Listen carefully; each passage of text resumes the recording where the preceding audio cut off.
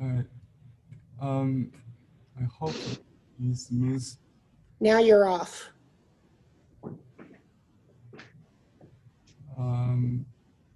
Okay, maybe. Please mute everybody. Yeah, let me mute everybody. Okay, I think, yeah, because somebody is unmute, that's the problem. Thank you, Yodi, you solved it. Okay, so pin my video, so my video will not be on and off. Pin my video, okay. Pin my video. If you use an iPad, double click on the small window in gallery view, and you will fix that. Okay, but I want to see everybody this time first before I start to demo. So this is our last, not last class, second from last. We have spent, I think, 3 lessons on Southern Song Dynasty, which is actually the Song Dynasty, Northern Song lasted about 100 years, and then Southern Song lasted about 200 years. Believe it or not, it's very long dynasty, although they lost half of the territories to the Normans in the north. And finally, it was conquered by the Mongol dynasty called Yuan. And the Chinese elite have lost their positions in the government, become hermit, escaped from the public service life and pursue art and literature in the nature. So they turned inward. The painting style has also changed from the academic realistic style, painting what they see, from painting what they feel or express themselves. So I have quoted some, is there still noise there? Mute yourself when you log in. Okay, let me just mute everybody again. So the Yuan dynasty lasted another less than a century, I think 90 years. So there are 4 masters. We have 4 masters for each dynasty, by the way, in the art history China. The Yuan dynasty, the 4 are, let me make sure you don't mute yourself when I talk, okay. Okay, we should be quiet now. So the Yuan dynasty have these 4, the Huang Gong Wang, Wang Meng, don't worry about the spelling. I sent you the email in the handout. You can check it out. Huang Gong Wang, Wang Meng, Wu Zhen, and Ni Zan. All 4 of them have lived somehow in their life as a reclusion or recluse. Do you know the word reclusion? I checked the dictionary. Sometimes my computer says it's wrong. There's no such word. Or it's a very rare punishment in Philippines. Yudi, do you know that? They send the death sentence prisoner, to a distant mountain and keep them from outside the world for the rest of their life.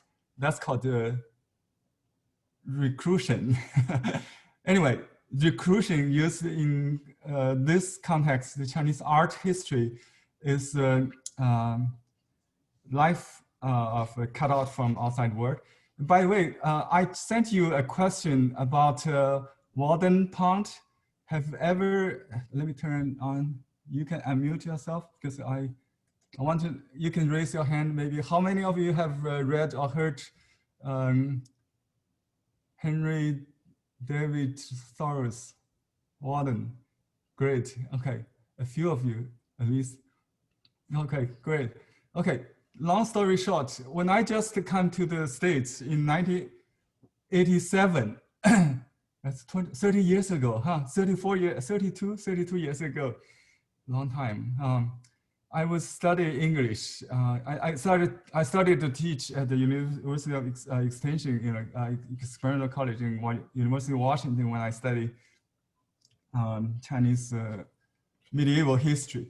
But my English was not good enough, so I took ESL, English as second language. While I audited my professor's class for 2 years, then I finally got my scholarship and to become a graduate student. So during this time, when I teach art paintings, my student recommended this book for me to read as a good source to learn English. Also, to help understand, the nature. What is now I just learned this term transcendentalist, right? But at that time, I don't have that mood. So I read a few pages and the book was not with me anymore, unfortunately. But until recently, my friend in New Jersey, he lives in the suburb, maybe. He's shared this book, a new version, annotated version on Amazon. I didn't order that yet, but I will.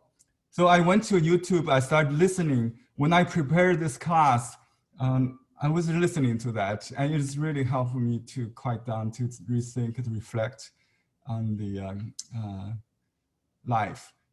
Not just about men living in woods, but about how to live like a man or woman.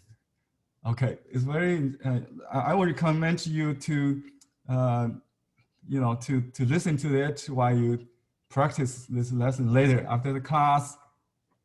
And my assignment I just thought about that, will be to paint the Thoreau's cabin in the woods in your imagination, in Ni Yunlin style, Ni Zan style. Okay, so now let's go to,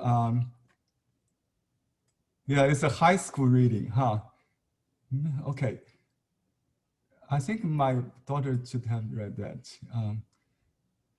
Okay, let's do some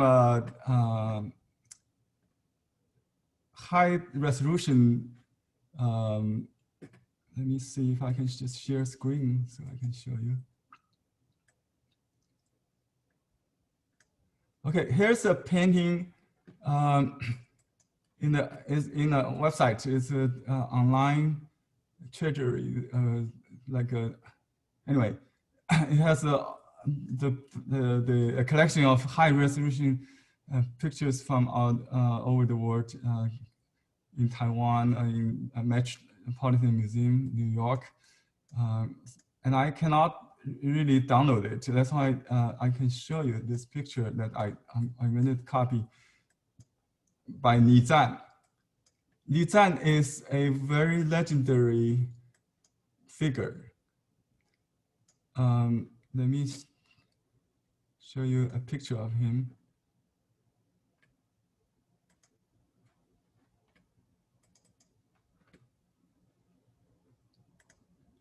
Okay, let me just do this.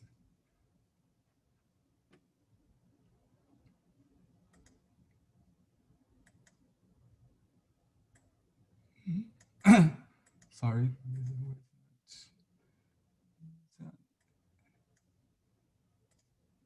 Oh, I have to close this. Okay, let me just share the screen because I'm not painting. I'm sorry about this technique. Okay. Can you see this picture here? Let me see if I can enlarge it. Okay, he is a nobleman. In his, he lived 2 lives. In the early years, like before 40s maybe, he was born to a rich family, literary family. He had education in classics, in Taoism. His brother was Taoist priest, and I believe Zen Buddhism, something like that. So he became a calligrapher. He's known by contemporaries of his neat freak. He's very obsessed with neat. So by his side, you can see one boy holding a bloom kind of duster, and a girl holding a water container with a basin, kind of ancient style, and a towel. He's holding his brush and paper, and his paintings behind. He was born in the year of 1301, I think. After 1350, around that time, about his 50s, he became a hermit because there was a political turmoil. Started with natural disasters like flood, and the UN government started to heavily levy the tax on rich people, and he just dispersed all his wealth and bought it a houseboat with all his four treasures, the painting utensils and his scrolls and paper, and started wandering on Lake Taihu, Lake Tai. That's a big river area with a network of rivers and lakes in the Zhejiang and the Jiangsu, southern Yangtze area. Okay, so he will stay with excuse me, friends and family, and in one occasion with a gathering, including Huang Gongwang. He is one of the four UN masters he admired. He did this painting to try to somehow in his with his influence, maybe style, to please, and got approval from Huang Gongwang. And there were I think inscriptions. I think not this painting, the other one. It's got six gentlemen. There's a meeting of 6 gentlemen. Let me see. Did I get that? Anyway, so he also paints, this repeatedly this kind of scene with the river banks on the front and the back, and the trees in between with the pavilion somehow, but no people there. And if you read his poet, I quote, he said his painting does not try to be realistic, but to express himself. Okay, and he pays his stay with this kind of painting and got a lot of people so sought after. His painting is very worthwhile. Just for a small piece of painting, he will pay his rent for a couple of weeks or months. And speaking of his neat freak, there are many legendary stories. He was forced to paint. He was first commissioned to paint for a rebellion leader's brother, but he refused. And then the next day, he met them by the lake somewhere, and they beat him almost to death. But he kept quiet, silent, without speaking any word or crying, or begging. After that, someone rescued him, and he was asked why he did not say a word. He said, "Open mouth is vulgar." So he is very what we call 高士, lofty scholar kind of. So his paintings reflecting his purified, pursuit of neatness in both physical life and spiritual life. So you have to be not, lured by money or public opinion or force, violence even. So you cannot feel the circumstance he was traveling, living through from these paintings, right? So that's why it's so difficult to copy. And many people have spent, like the well-known collector C.C. Wang in New York. He lived in New York, and he's a big fan of him, and he was influenced by him heavily. But he said for many decades he tried to copy, but never could. If you look at this painting, just amazing. Following the influence of Zhao Mengfu, he actually served in the Yuan court as a Song Dynasty 11th century grandson of the founder of the Song Dynasty. For legitimation purpose, he was summoned to the court and become like the Chinese call him his collaborator. He was, but he's preserved the Chinese culture and actually sponsored many painters like him. Anyway, but his influence of calligraphy in painting is very visible here in the Yin Yuning's painting. Like the trees trunks is very calligraphic. He doesn't mind what exactly look like the rock. He has a unique style of the rock. It's called the bending belt style. You can see the squarized corner. He would hold his brush at the slant position and pull to the right, and then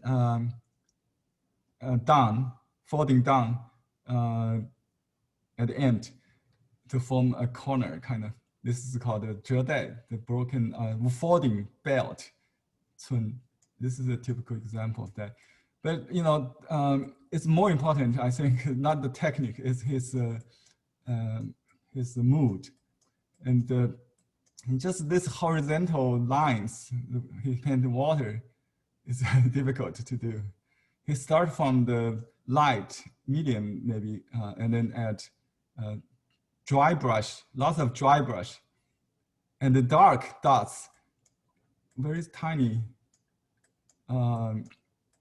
We call it treating ink like a gold, just at the right spot, no more, no less, just very economical use of ink. So he says himself in a book on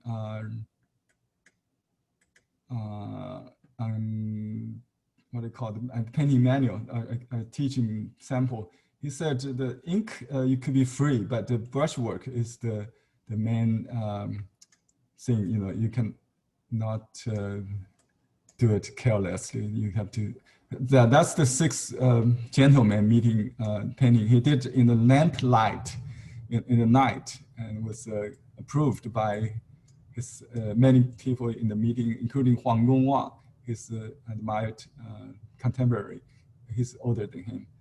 Huang Gongwang. Okay. I think if you followed the lecture with James Cahill, you will learn more about this period and how the recluse life influenced their art. But the Western scholars tend to see more, the significance of the story, the narratives in art. But we as Chinese painters appreciate the brushwork and ink the most of this period, and they had strong influence on contemporary and on the following centuries. So if you go through the mustard seed garden manual of painting, you will see many references to these four men, these four masters. Okay, so today we're going to learn his painting mostly monochrome ink, but only one exception. This is the one I'm going to copy. It's called the Water and the Bamboo Dwelling, and The reason I choose that is because it looked like the actual modern pond. Let me show you. I collected some pictures. Okay, let me.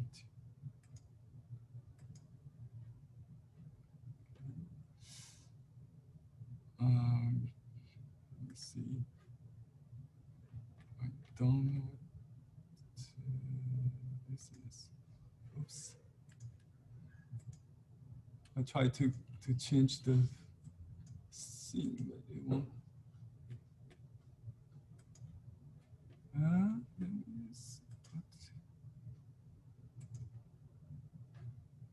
Okay, let me see if it's something different.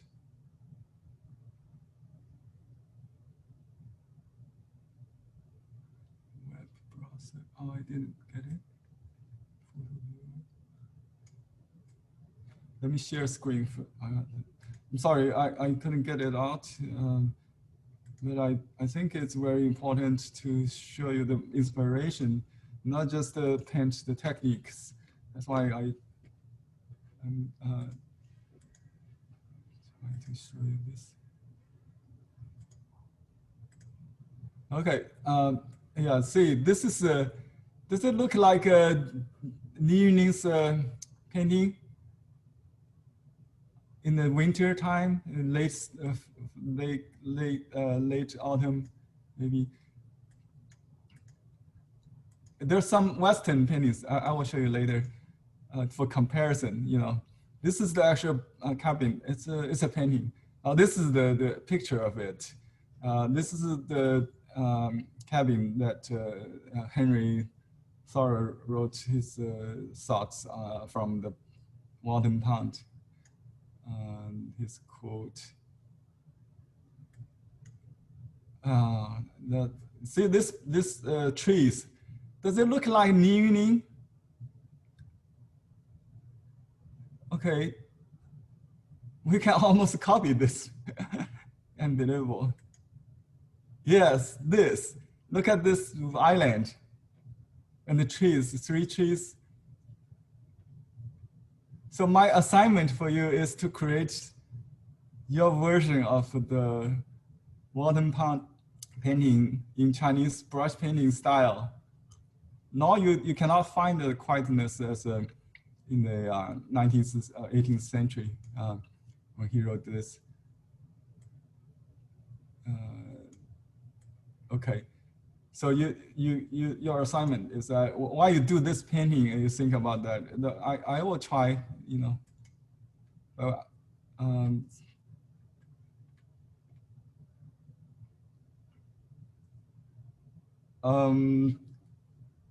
Let's just start. You know, we already learned most of the technique. It's not the technique. I tried to show you how to do the trees, but I will do it later when we have time. Otherwise, I'm out of time, I think. So I'm going to do this painting directly. Try to copy it on the scroll.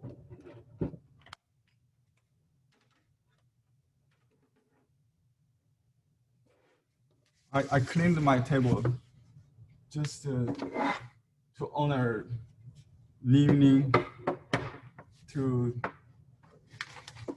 pay tribute to him. I'm definitely not a neat freak, but I will try to be as clean as possible today.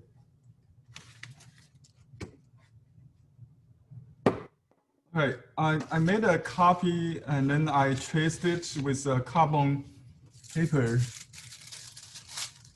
like this. You can get it from Blue Heron Arts. It's not very messy. It's like a pencil drawing. You can erase it, but I tried, but it will make the paper look fuzzy. So because I didn't fix it, so somehow the composition moved, but it doesn't matter. As long as I got these trees, especially the roots and the the planes right. Okay. Don't try, I bet, everybody's version will be different. Everybody's version will be different. Okay. And I should grind my ink.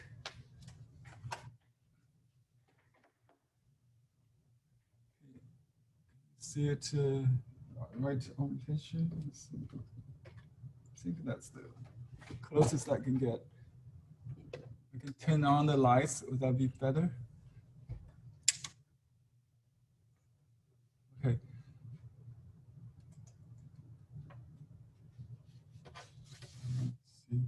So I will grind the ink because I'm using the sized. This is semi-sized. You can use the sized or semi-sized. Semi-sized sized paper. I used it last time. Maybe I use some for decoration, for illustration purpose.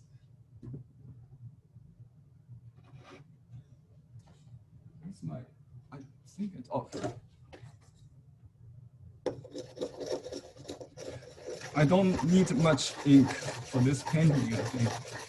But we still need to got maybe 10 gram or something. I don't know, 5 gram.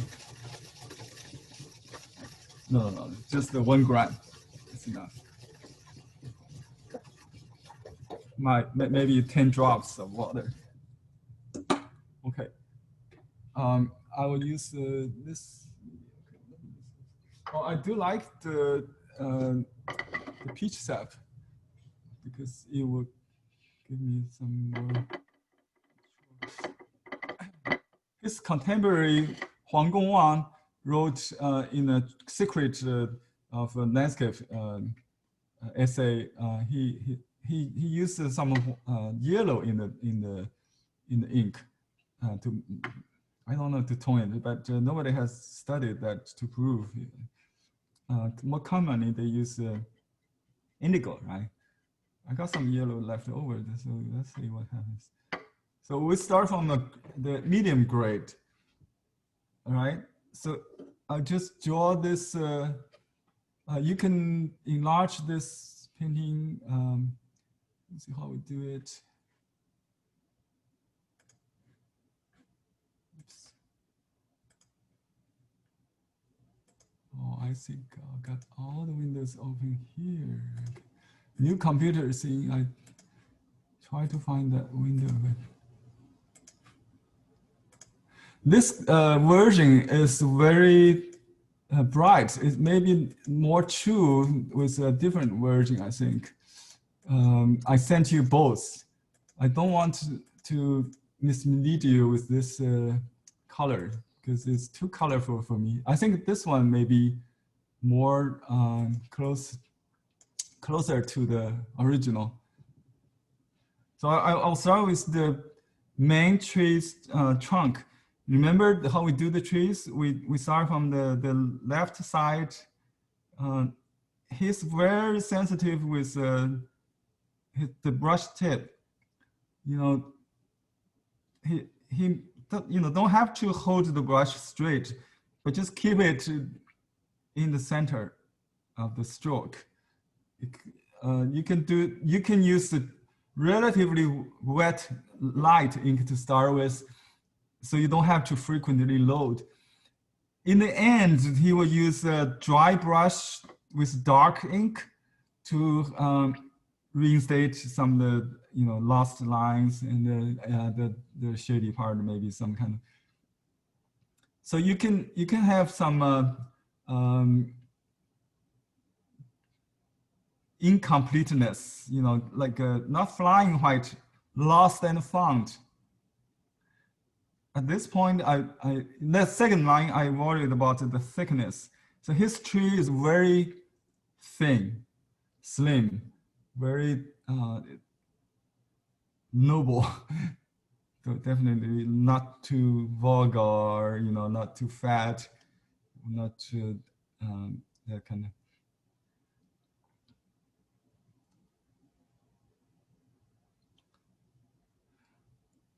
at this point, you can start to maybe he did the bark.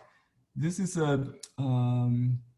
tree with diagonal lines. This is the knob hole, and this is a knob. A little swearing there indicates a junction or something. Depending a little bit down, we cannot see the tree top.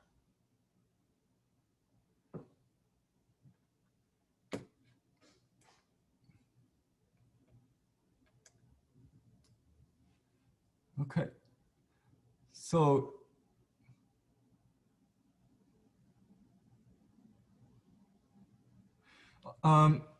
another important characteristic of his painting is that it's like a string quartet. There are different lines combined to work together. So when you draw, you just do it, and then the next one may correct that without erasing the first one. Just like a drawing, sketching concept. But the ink is so light and it's close to each other, so you don't have to vary the ink at this point. It's very important. Don't load the brush with dark ink at all. Very, very important. Dark ink is applied later after this dries. No breaking ink here, otherwise it will be contaminated, considered unclean.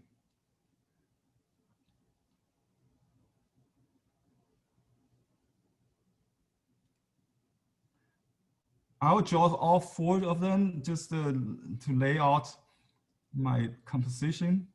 And then I can, actually each stroke is a composition. So there's a distinction between the man or the host and the guest, right? Because the detail are different. Like the second one, there's no root.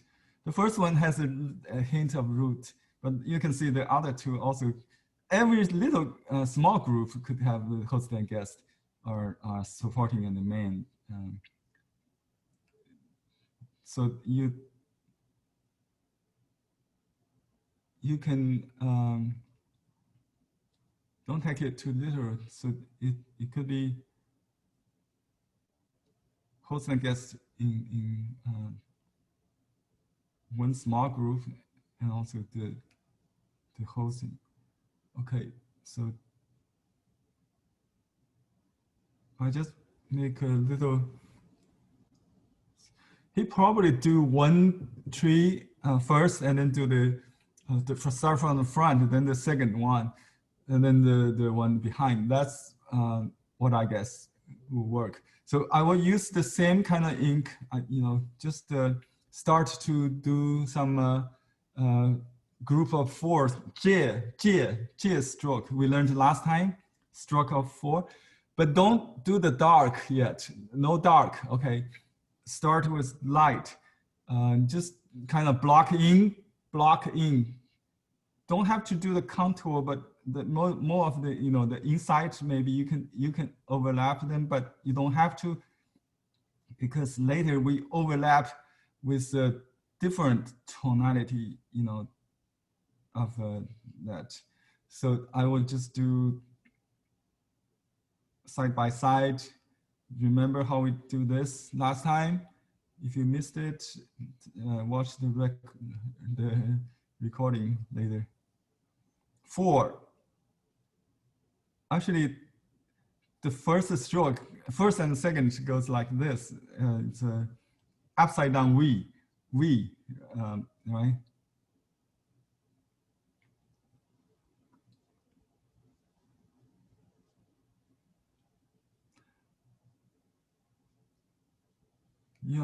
It's just to think about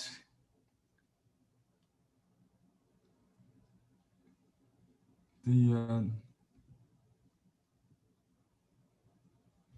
nothing, just to concentrate on what you do.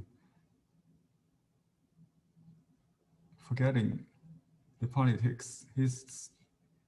He survived because he's far from politics. Another contemporary, the youngest artist, Wang Meng, was imprisoned because his involvement with anti-Ming rebellion. Nizan lived through the early Ming dynasty, but he refused to collaborate either, with the Chinese dynasty. He signed his picture in the Yuan dynasty era name throughout his life. It's very interesting. So he just liked to be himself, right?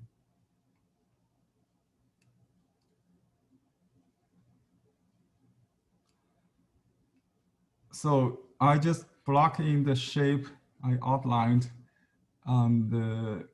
based on the handout. I just draw a contour. Now I just fill in that contour with okay, but be careful not to confuse the two trees. So there's some branches belongs to this tree behind. So I'm going to, I already confused a little bit. So let me draw this. This is a different style of branches we haven't learned. This, you can check the handout I sent you from the mustard seed garden manual. That kind of curved line, it's similar to the crab branches, but it's denser. It's not called the crab. The crab is like 1, 2, 3, 4, or curved downward, right? Something like that. You can make a crossing also, and just like that. But this is different. This is just some kind of foliage.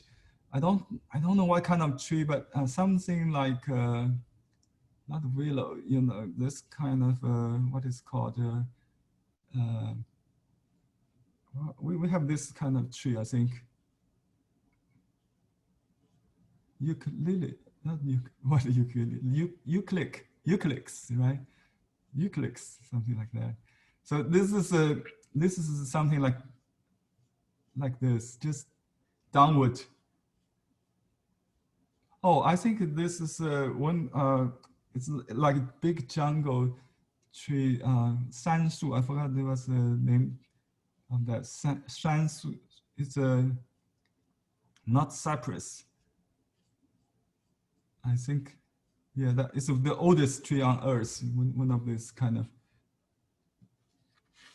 I think that's the kind of tree we're going to do. So I stay with this tone, no dark yet. Let me just get a bunch of them so I don't have to.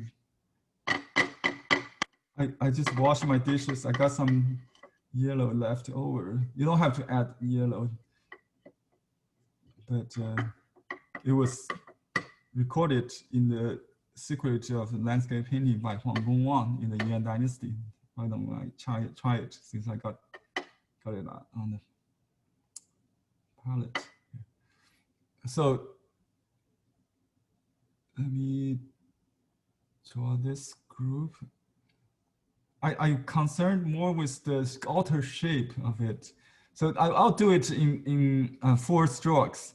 So always find your minimum cluster. Always add 4 and 4 and 4, and then you can overlap them later with dark. Don't overlap it yet. So just kind of blocking with this. You can practice, if you are not copying the whole thing, you can practice the trees only. Just follow me.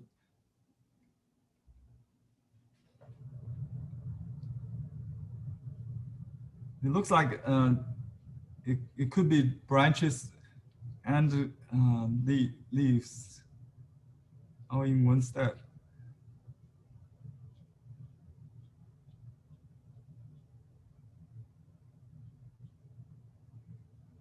It's a very highly stylized kind of painting. And these formula style types are found in the book of painting, the manual, the painting manual of the master painting manual, and was treated like vocabularies of landscape painting later. So we don't worry about what kind of tree it is, but more of who's after whom, you know, we got this. So this would be Huang Gong Wang or Ni Yingning, typically the Yuan dynasty style. This horizontal. There are many different horizontal ones. The one behind is the vertical lines. I'm going to do that one shortly. And let me see. Oh yeah, there's one downward. We learned last time, right? Or before. We had this in one of the Xia but actually it could be Ming Dynasty or Yuan Dynasty copy of Xia the returning of a boat in the sun in the evening. That kind of, it's village. I think this is downward foliage. It's there. Okay, I try to identify the knob, the joint, knob holes. And this one has root. Actually, both of them.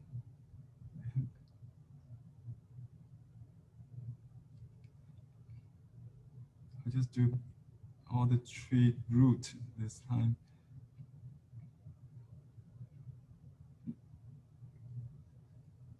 And you can make a distinction, you know, between the two. But this one considered it belongs to maybe first group.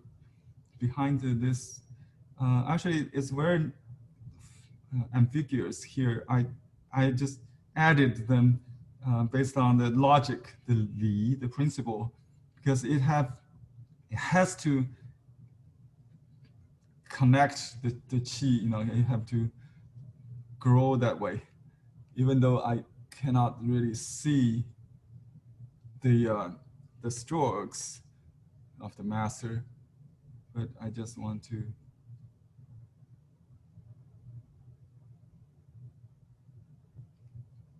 okay. And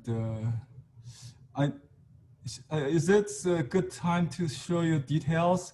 Because before it's too late, maybe you should see this. Okay, just review what we just saw. After you paint a few strokes, you would know what to see. That's my experience. See, this is what we need to know. Okay, I just did this tree. You can see everybody has their signature style. He has a lot of ambiguities, but you can see the light ones. Forget about the dark. We tend to be influenced by dark immediately, but look at the underpainting, what he did. The underpainting without the dark, dry strokes, the wet, light ink one. This is the tree I'm working on. And I will simplify that tree, the foliage with red. You can actually draw the triangles. This is, I will leave it open for you. The horizontal dots. It looks like there's another tree behind this pine. Anyway, let's get to, but you have to decide if you want to copy exactly or you want to modify it. Doesn't matter. Just keep your eye keep your mind open and adjust to the situation.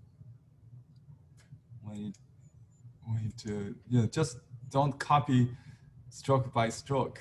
Okay. All right. So I'm going to do the vertical lines, vertical foliage. Just the light ink ones. So I would do the main thing here. So my stroke's quite dry because it's in the back. I want to make it loose and kind of soft. Soft is the idea, and so I kind of start. This is what we call the nail head stroke. We start heavy, and then pull down, lifting the brush.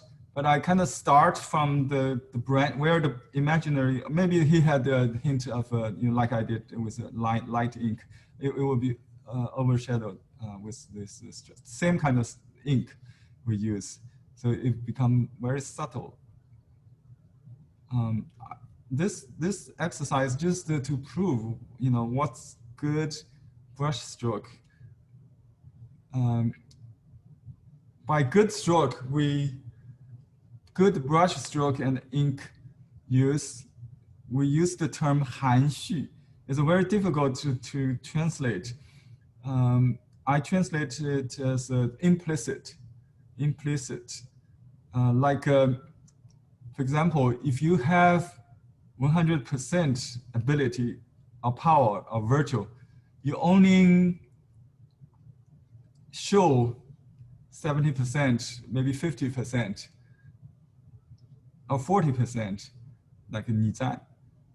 So he has one, but you still can see his 100%, his possession of the power of virtue.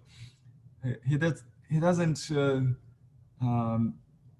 If you show 100% or 120%, it's considered vulgar, yeah, painting. That too showy, too much. Like Shen Zhou is a Ming master among the four grand Ming master, Ming dynasty. Next dynasty you will study. He's a very good painter. He admires Liu Yuning, and he tried to copy in front of his teacher. His teacher keep yelling at him, too much, over, too over. That's the most common comment when you copy Liu Yuning. Too over, too much. It's really hard. He has the the kind of you can feel his passion and his emotion, but he doesn't show in his strokes. He shows with a reserved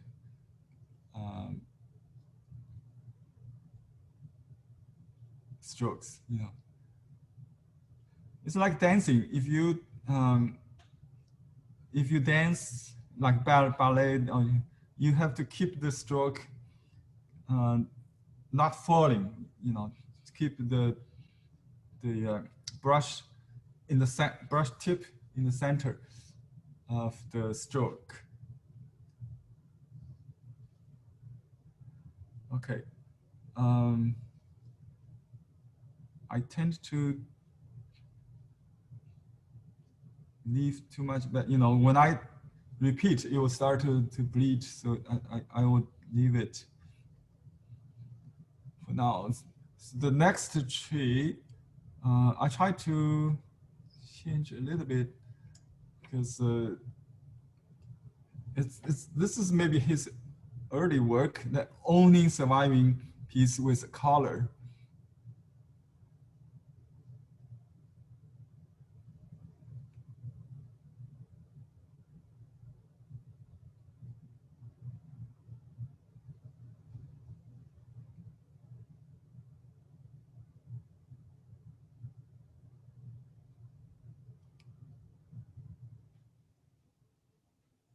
So the stroke is pretty continuous.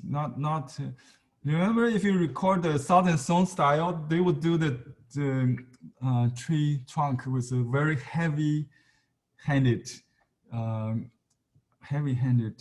contour, right? If you do that, you go back to the Southern Song professionals, not the literatis painting we're doing. So I'll change this to a typical late, maybe, let me see if I can find an example here. You don't have to do this alternative. Let me see if I can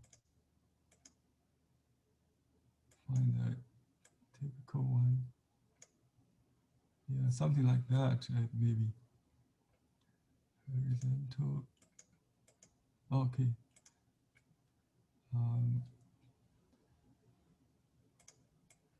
Yeah, something like that. It's horizontal. It's almost like a pine tree, kind of.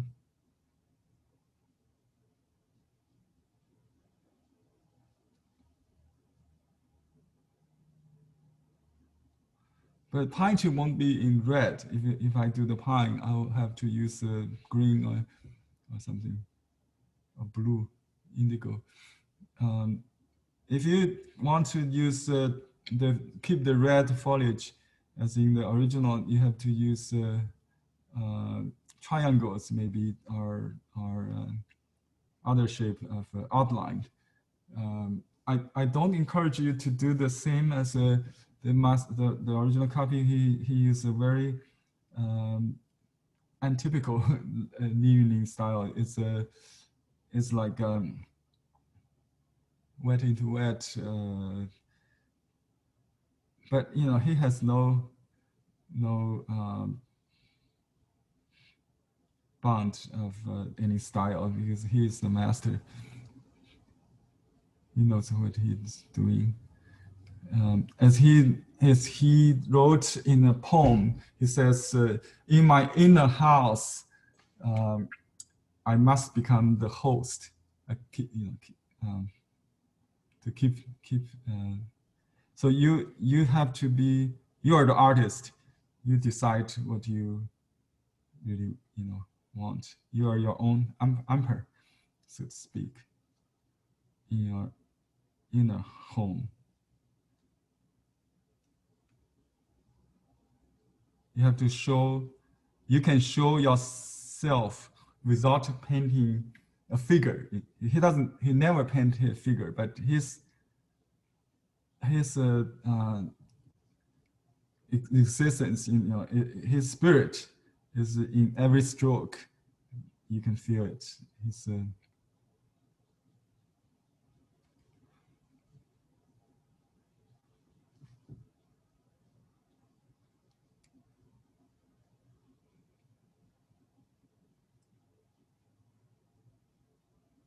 It could be overlapping, so you don't have to leave space between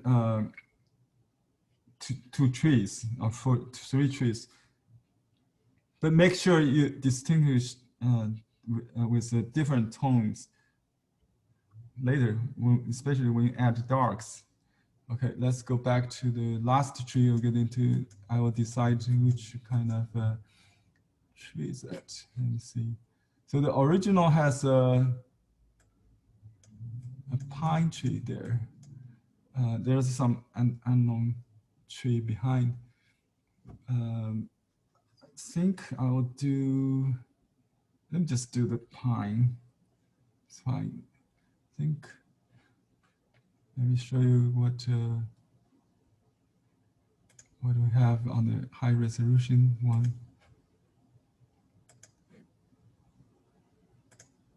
Okay, this, oh, so clear, right? Yeah, this is the pine tree, right? I just did this ambiguous one. So maybe I should do something, let's just do this dots maybe, because this dots looks like something behind.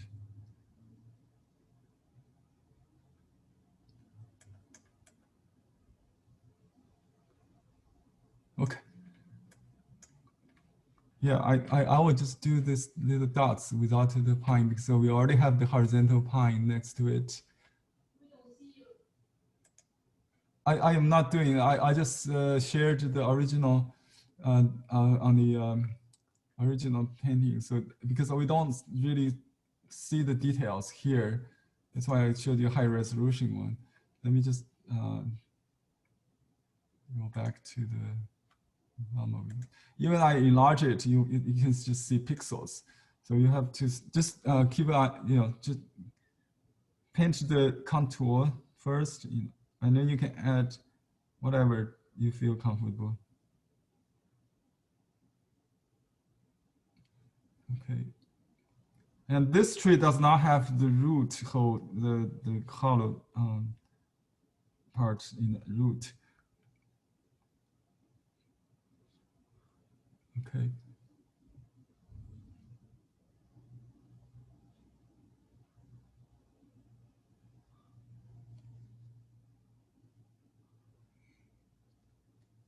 And it's very important to have a branch that turns back into the painting because it leans to the left.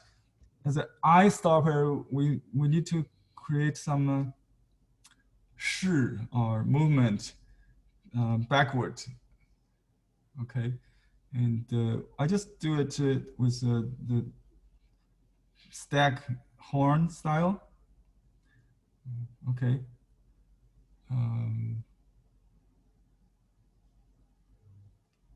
And you can sometimes combine the stack horn and some kind of maybe upward, what we call the claw, the crab claw. Yeah, the crab claw. It could be there. Just an eye stopper there. Okay, I'm going to dot it with just kind of oh, you remember Wu Zhen? He created this kind of 5 dot. We call it 梅花点. His pen name is the Taoist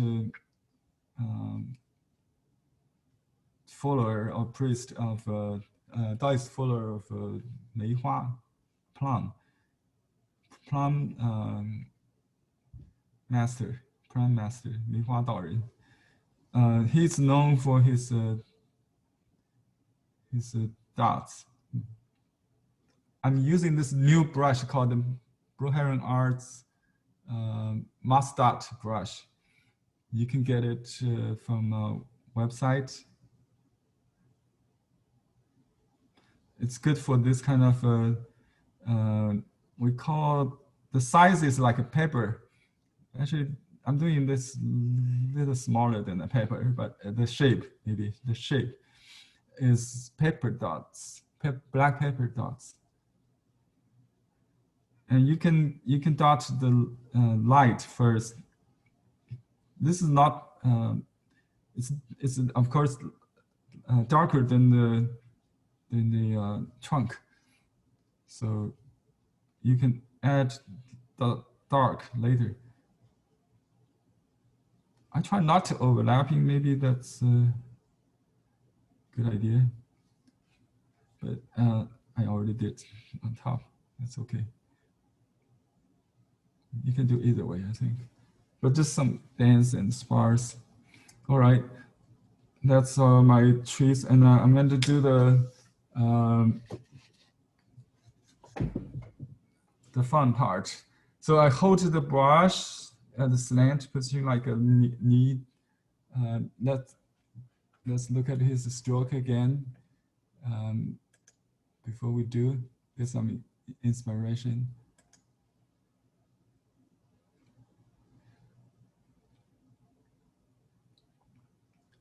Yeah, eucalyptus is the kind of tree of this curved. Yeah. Yeah. Okay. Share screen. Okay.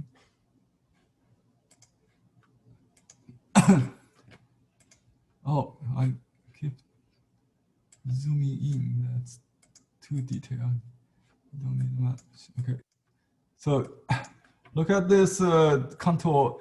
It's not very strong. Unlike the Song Dynasty paintings, the contour was enhanced later with dark dots and some reinstatement maybe in the dark, the deep sunken part. So and the dark against light, that kind of squeeze out, the back layer squeeze out the top of the first layer, that kind of thing.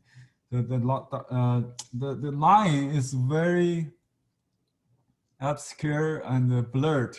Not blurred. He used dry brush. Okay, dry brush. Lots of dry brush. Remember that. And light ink. That's a new clean style. Okay.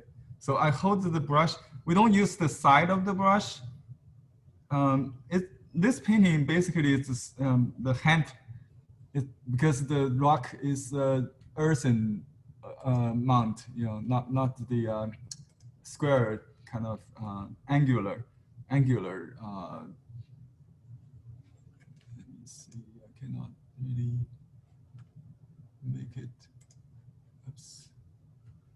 So I'm going to do this. So I'll start from this plan, with the main tree, and this parallel lines with the same kind of center, like a curved but rounded, parallel. I push the brush. Actually, he likes to drag and maybe more, and but this one not really very typical of his. So I draw the contour first, just to define. Remember the 4 steps we talked about in painting rocks? Okay, the contour comes first. You divide the contour, and then you add shaping strokes for texture, and then the dry scumbering or rubbing, if you will, for texture, and the shaping or shading, not in the Western sense. And then the color and dots.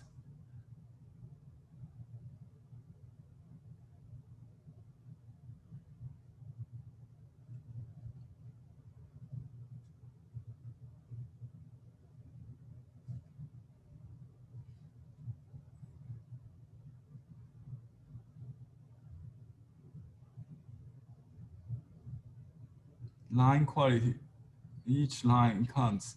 You don't have to, you can add second line overlapping, but not exactly repeating it later. That's like orchestra, different instruments play together, different lines complement each other. And here we have rock. I just got lost on which is which. Okay, here's one with a small rock and a big one behind it. You can separate them later, I think. Okay, so this one is on the there's a little space in between these 2 layers, so that's important to keep. Okay.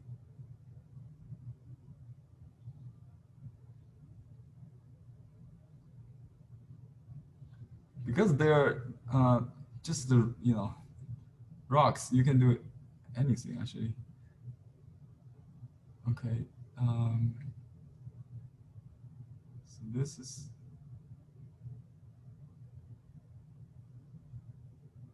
another little rock on the foot of this layer. I think my sketch is kind of smoothed. It's not very I printed with cropping. Actually the greener colored copy has cropping, so it's not complete. Look at the original, you'll see more on the margin. Doesn't matter. It's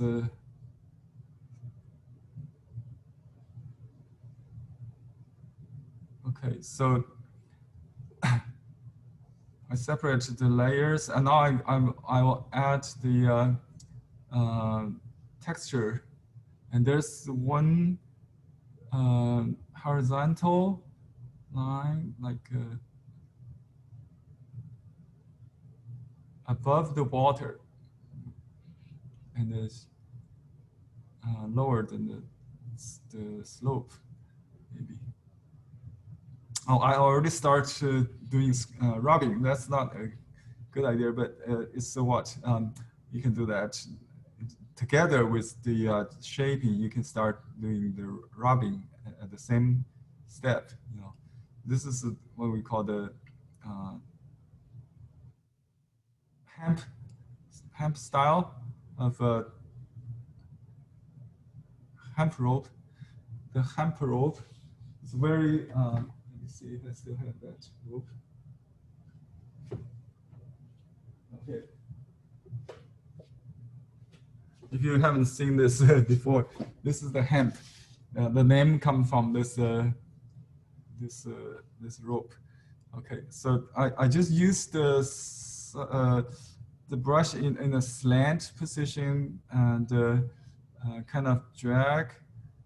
Let me just do this horizontally.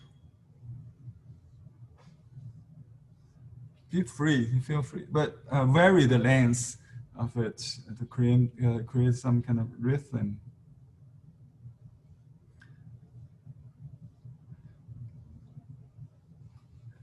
See, probably he does it very fast. I think you don't have to be too careful here.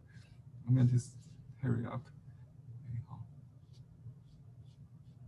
So just use a dry brush, but don't lose a sense of the brush tip. So using the brush tip, even you slant the brush, you paint it loosely, but use the brush tip. You can twist the brush almost like the other artist 1 month entangled, just like this part, this swirling, this curving line somehow. You can just feel free to do that. And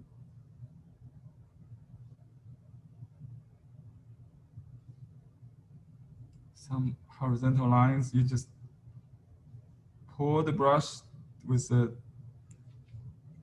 like this position. This dark a little bit too early. I think I just have this habit to remind us. So don't break ink yet. Use dry ink after the first layer is dried to enhance it. So it's just okay. Here's another rock separated from this triangular shape, and then the horizontal line.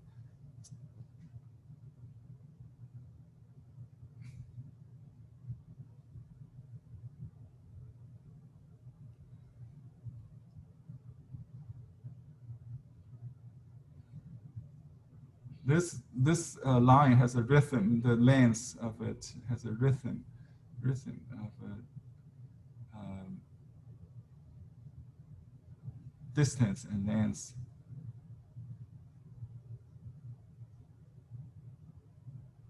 And leave the water open. Don't draw any ripples because there's too much wind in the too much storm. We don't want to have any ripple to destroy the mirror-like mind of the lake. The lake has a heart. We call it 湖心, you know. The lake heart sees the mountain clearly. Lake mind. Lake has a mind. Mirrors the mountain. It's an ancient poem.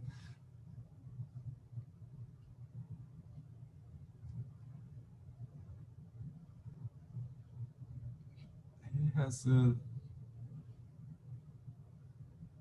very clean stroke. Just remember, we shade one side of the contour on top, not the not both sides, right? So if you want to squeeze out the light under it, you just use dark, not dark ink on top of it.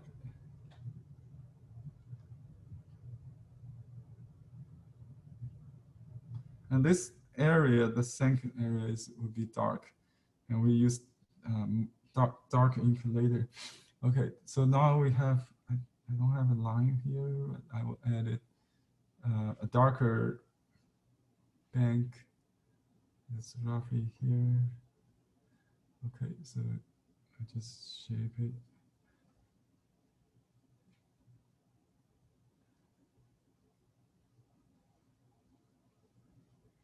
You probably use a smaller brush, very small brush. He writes very tiny, like a 1/4-inch calligraphy, very beautiful calligraphy. In Yuan Dynasty, all the painters literary painters tend to sign and write the poem of to record the mood and occasion of their painting regularly with seal, stone seal. It was not common in Song Dynasty. They usually put in a hidden place, but Yuan Dynasty painters tend to use calligraphy, and the same brush may be used for their painting. Okay, I'm going to draw this distant ground next. Let me see if I need to make sure the tree, I don't think so. We can do all the light. Okay. What's the time? It should be okay. If I don't do the color, maybe. Okay, so I'll start from the, let's do this middle ground. I think the distant ground on this print is a little too, I don't know. Let me see if it's different. Yeah, I think it's all exaggerated by the computer editing, I think. Let me show you the actual color in the original painting again. And this distant ground, very dry, very soft, very dry here. There just a little bit indigo, maybe a tiny little bit mineral blue. So definitely not so strong as the, yeah, I see it's just a little touch of mineral, maybe just to blur things out like a gouache, so it's so mysterious. Okay, let's do that. Okay, there we go. I'll do this trees on top first, maybe.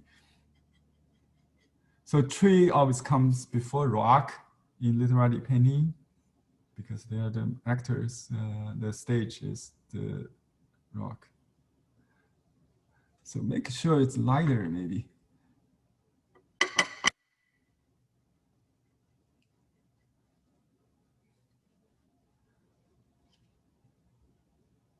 And there also front and back, maybe, and the distance also. So there's a tall one on this side. Okay, I think you don't have to copy exactly the original. Just get the idea, the distance, varied distance, and actually they're quite even, but with don't try to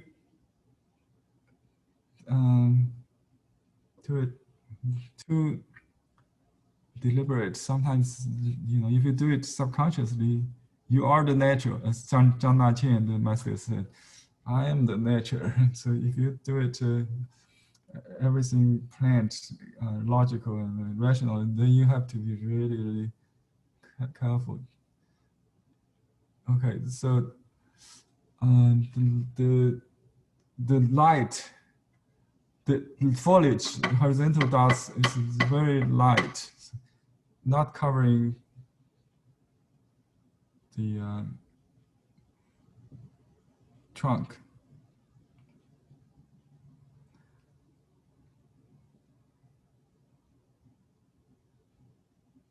Let me do the because the foliage is on top, so it doesn't matter if we do it.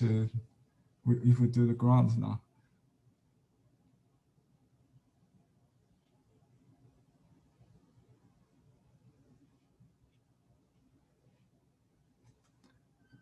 Okay, dry the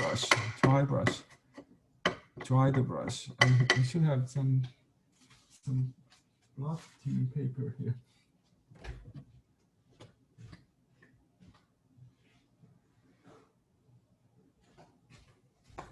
Okay, I dried the brush with a paper towel. It's easier.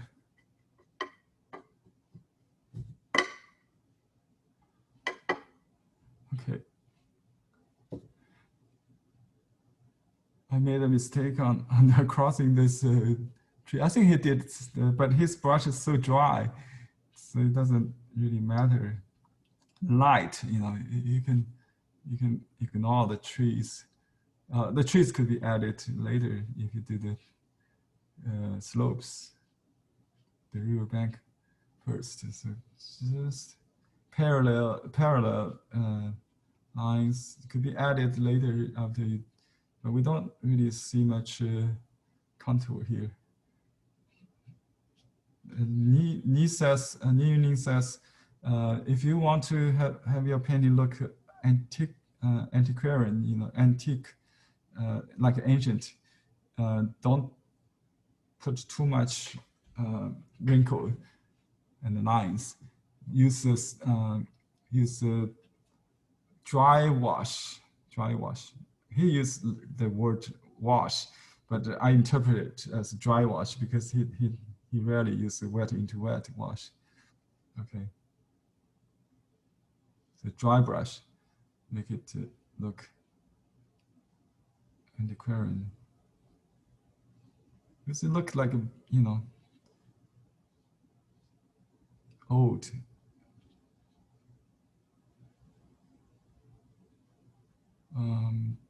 I lost somehow this. There are two stones here. I don't see that in the small picture. So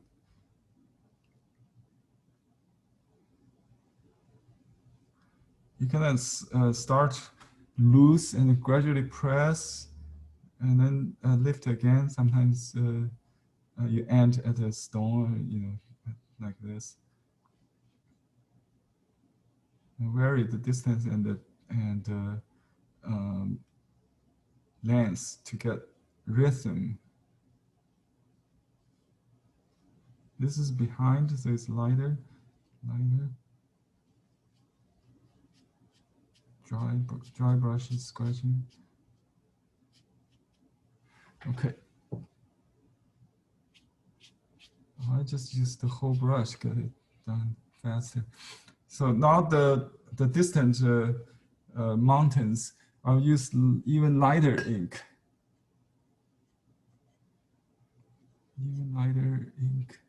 So it's almost like the wash would be coming later.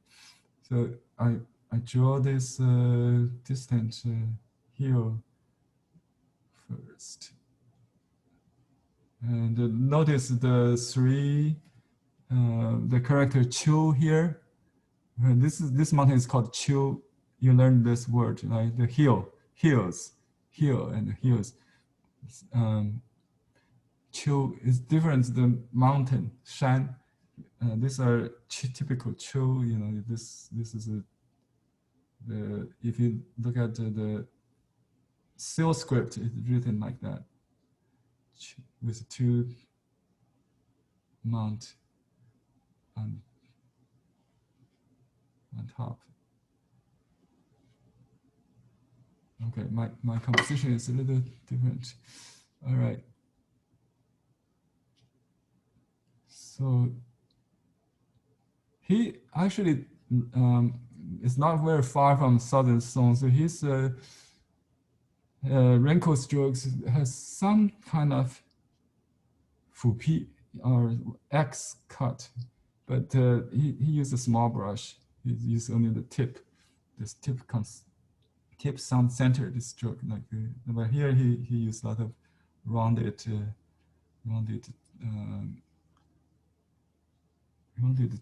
or hemp and gradually disappear soft. Okay, and then just a lot of parallel lines.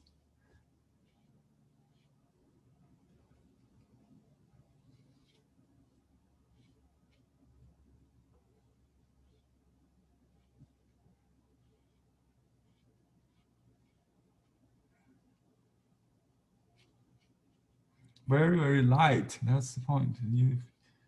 The line just add some bone, and you will be covered mostly by the wash later, the dry wash, colored wash.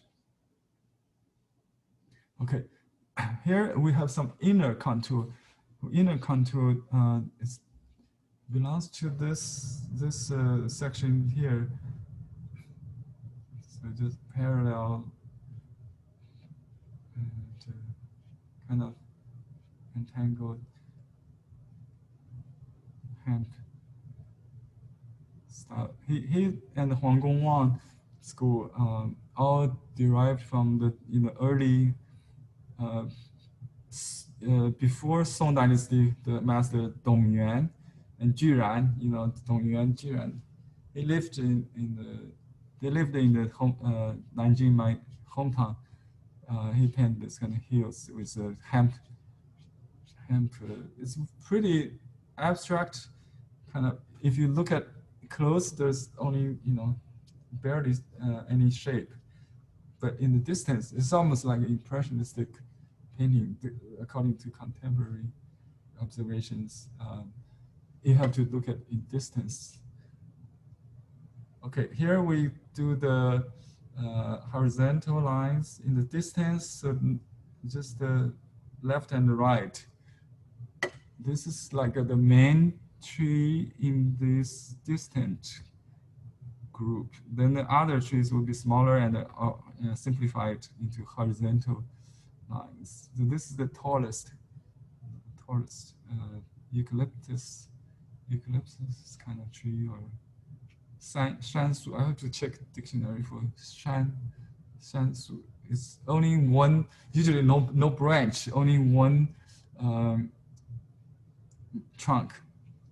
I think we see them here in the States commonly.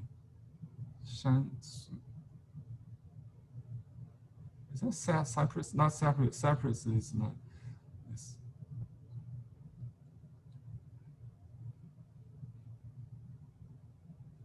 You can add the trees behind, in between, something like that.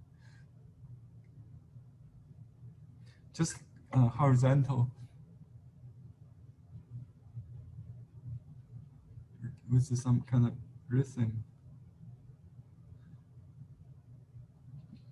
Neat freak.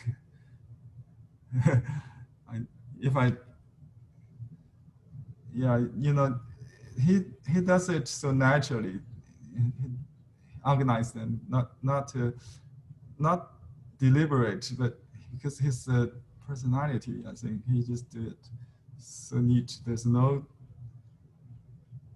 nothing like popping up, poke into your eyes, like what our expression is, with some sticking out strokes, or harmonized is the result of this kind of Same, as Xiagui, that's the Xiagui, our favorite in Southern Song Dynasty. He does the jungles are first so well with this kind of. Okay, now I'm going to work on the houses.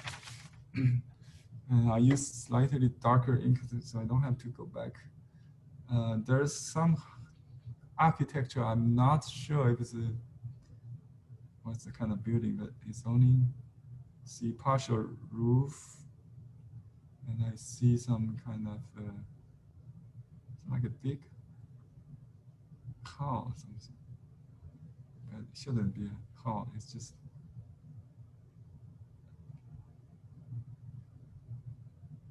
another roof in the front. Okay, here's the hut kind of. You can make it. I checked the architecture of the cabin with the modern in the recruits cabin modern pond. It's kind of difficult to not so pretty house. It's one big window only in the middle. So I just keep this in the original way.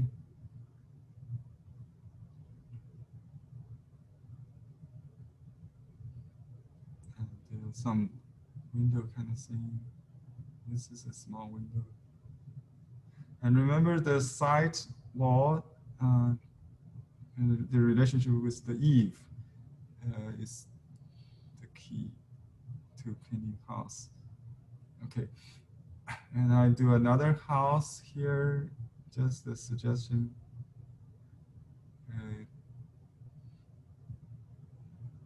I think it's open. You can see the inner walls. Okay.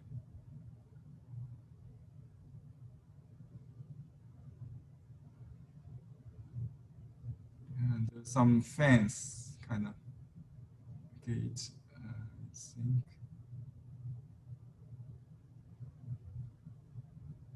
Okay, now the tree, the bamboo grove behind the house. We do the, remember how we do the reeds, same procedure. You just do the stalk first, and then you add some lines. I think bamboo, yeah, just horizontal lines, crossing, straight, thin, crossing the stalk. That's the impression of a distant bamboo.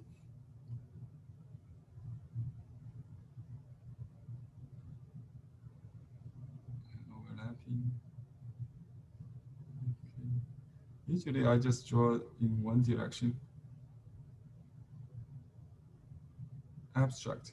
This is like a writing, you're just writing the character. Something like that. Okay, now we just do a little bit some wrinkles on the top of the roof.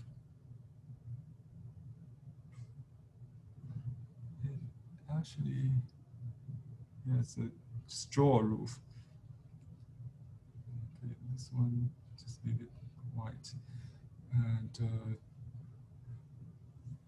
I'll enhance the rock with,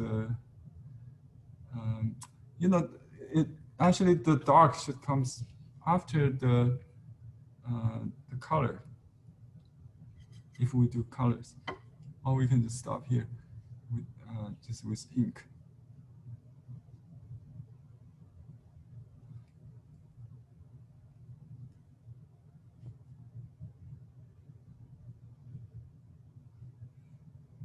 Dry brush the darks.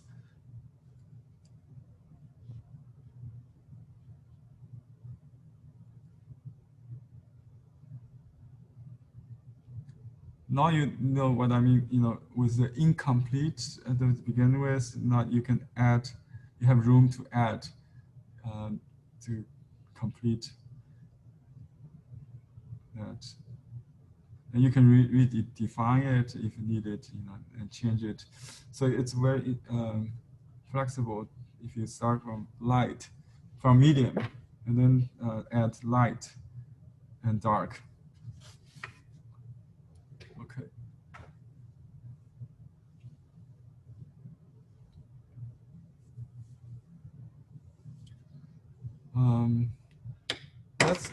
Let's just add a little bit touch of light, of color before I do the highlight. So I see some bronze as a preparation. Let me show you this high resolution one. I think it's closer to the original color before we do the coloring.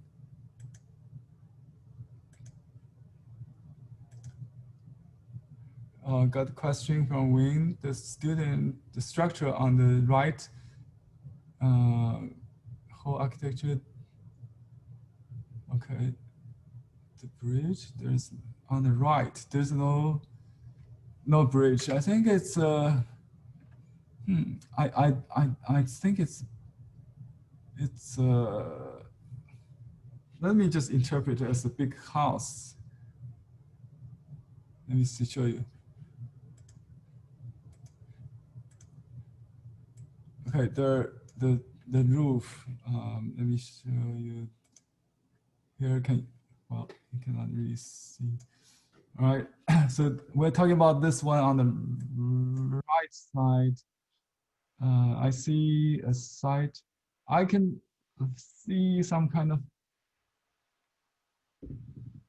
It could be underground building. On top, yeah. Now I see some kind of hill behind. That's interesting. I didn't see that. Okay, let me add it. But there's no color or anything indicate to consolidate that. I can make it into a chimney. Maybe it look like that. Here, there's no bridge or anything on that side.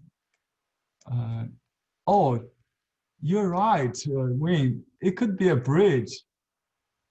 I was totally wrong. Oh yeah, that's a river. Oh, but the river, how it runs to the front, maybe goes behind the houses. Oh, that's a river bank. Now I see. Okay. Ah, thank you. Eric, you said there's a person. I don't see the person because Ning never paint a person. If it does, this painting will break two stereotypes of Ning's painting. No figure, no figure. Yeah, bridge could be. Yeah, that's interesting. Oh, how interesting. I just realized that's a bridge. So let's just make that into a bridge. Okay, okay, stop sharing. So you can see I keep discovering when I copy. So I make this into a river bank. It goes behind. Yeah, it goes behind the bamboo grove.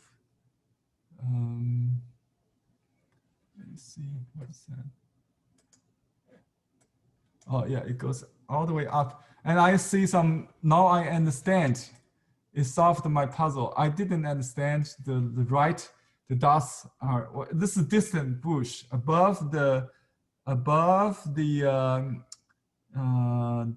bamboo grove. So this is a slope. And then from here, we are looking at some kind of, so this dark is the shady part of the hill, the far side of the hill. And then we see some bushes maybe on top of that. Then it goes, yeah, that actually makes sense because the chi requires that. So now I just watch this bamboo grove with some light there. Yeah, that's the bridge. Fortunately, I didn't make it into a window. It does like the poles on the bridge. Okay, great. Thank you. Okay, now I understand. This is the slope that goes up from here behind, goes up. And this is slope goes down from here, goes down. So that's a opening and close, we call it. That, yeah, close that direction. So I just do some dry brushing before I do the washing. This is called washing. He used dry brush. So I just use a little bit yellow and yellow and ink to prepare. You can add some brown actually. I got some leftover here, the amber. Let me see if I got amber here. I think it's very, very, very subtle. So we just add a lot of water. Let's see, the colorful copy could be a, yeah. I think they use the computer editing heavily. So I can see the brown here on this side of this left side, right side, yeah. And on the foot of the slope there.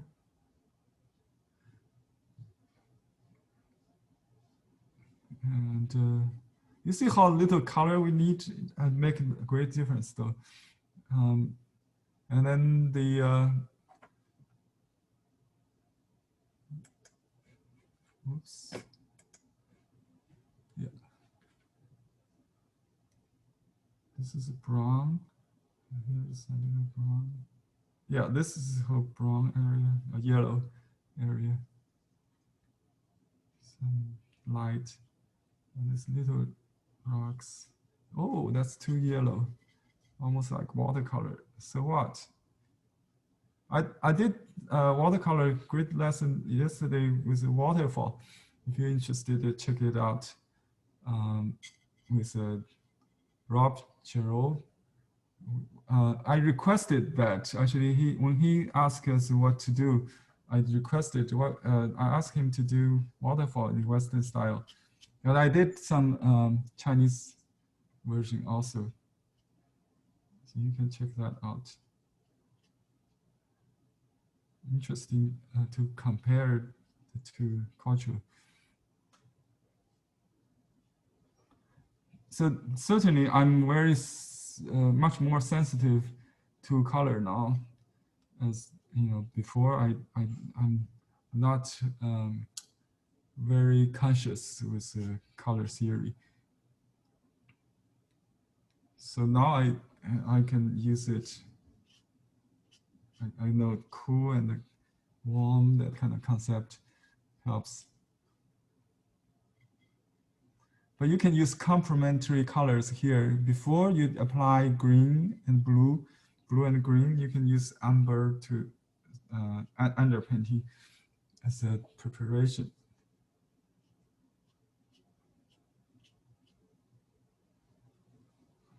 Okay, the final layer should be green.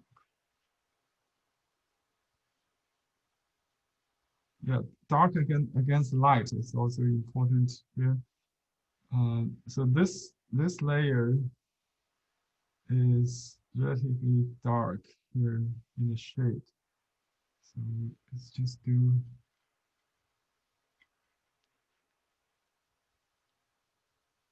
I use warm first, and then I'll use cool on top of that.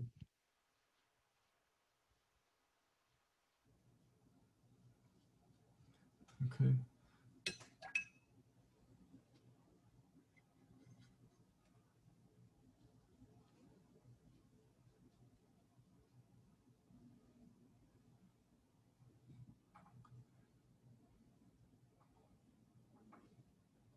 And just fill in all this.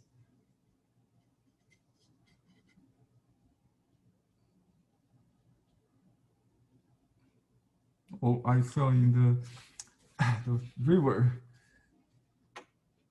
That should be open. A little white there should be the river. I forgot.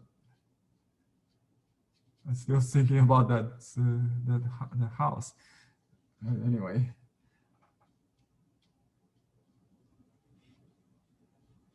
So you guys can read better than me now what's in the original. That's great. Great.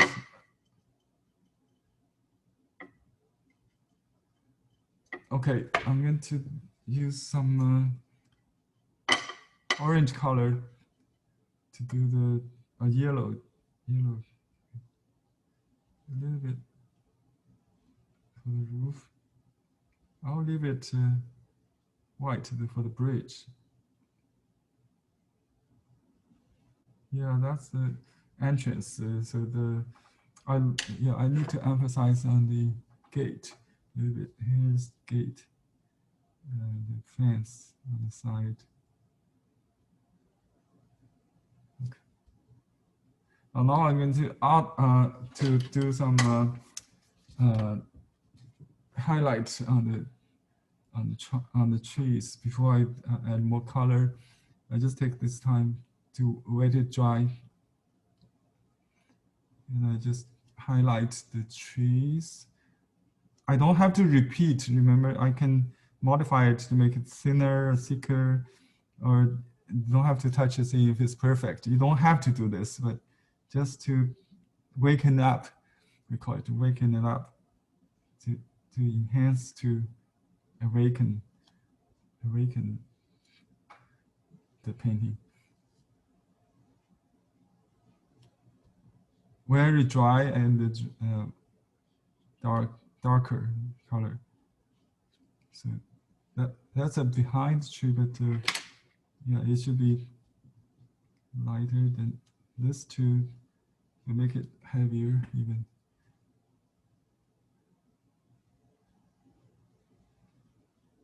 I don't want to touch the wet. That's a stain. We don't want to. It should not happen with the Newness painting. So you can tell this is a copy, not the original. Not neat to have that. Okay. Now I use a little dark. Probably he just used one stroke, starting from the dark part. So just overlap, not repeating the, you can overlap with the light. His fourth stroke group is kind of narrow and elegant, kind of. So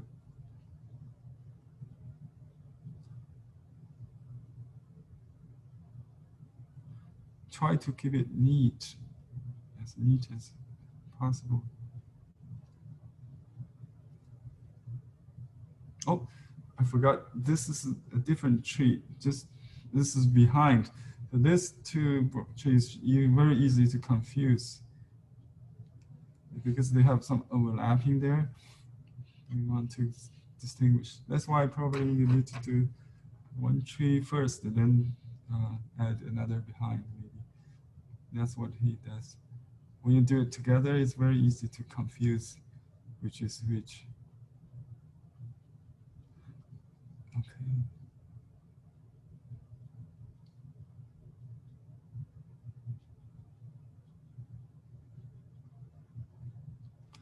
And he said his painting is very drafty to express his exhilaration of his breath in his breast. So that's the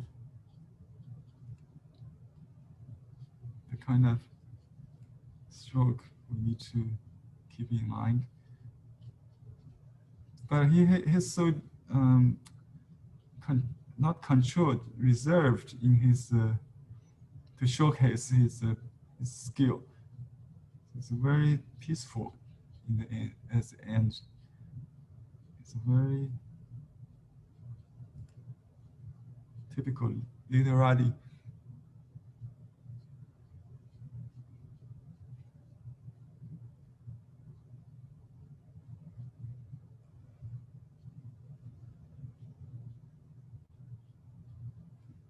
Not over. What time? We have 10 minutes. Okay, I'll finish it. Okay, now the dark on this layer, this is even behind this. This is the search tree. Just a little bit, near the center and near the branch.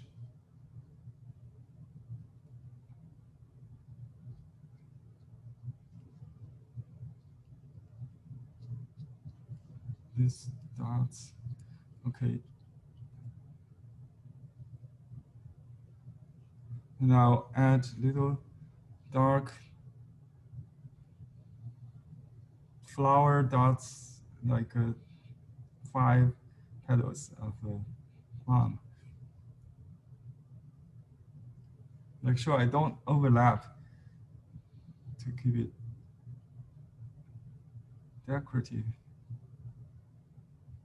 You don't have to repeat what underneath. Just like little flowers, little plum flowers.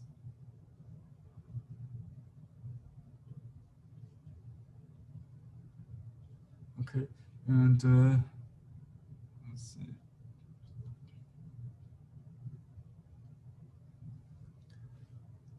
A little bit dark, maybe a little dots, and plus some kind of to enhance the pine.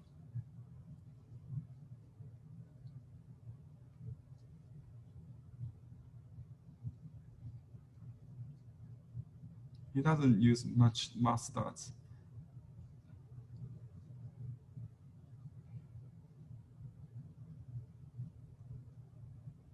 Each stroke is a composition. So you look at the whole thing and you know if there's a stroke that jumps out, that's not good. Okay.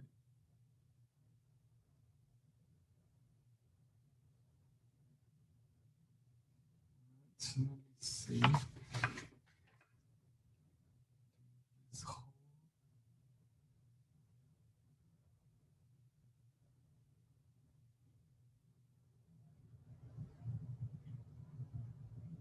You might add 4 layers to get the tree rounded. And I believe there's a color on the tree trunk.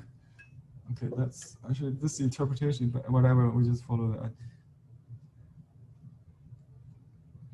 This is a digital copy of the original.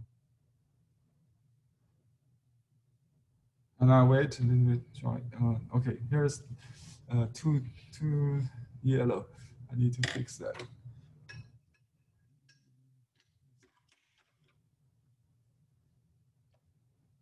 Okay, I'm going to use mineral colors.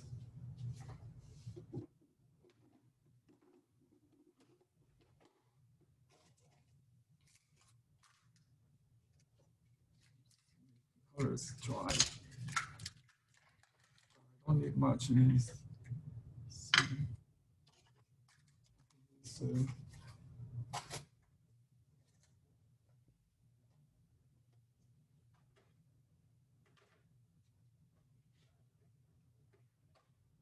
since this is not going to be, it's already mounted, so I just use Western color for convenience.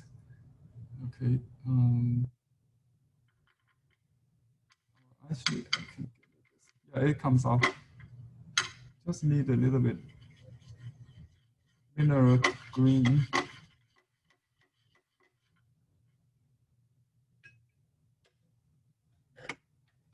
Getting mess. Okay. So this has to have a preparation like we just did with brown or yellow or indigo, whatever, transparent colors. And then we just cover it with, you can do it in multiple layers with opaque. This is opaque mineral colors. This is green. You can mute it with a little brown. Actually, they act on the paper, not. So let me just do it here. The paper turns yellow, I think. This is not the background color was to use, but you can.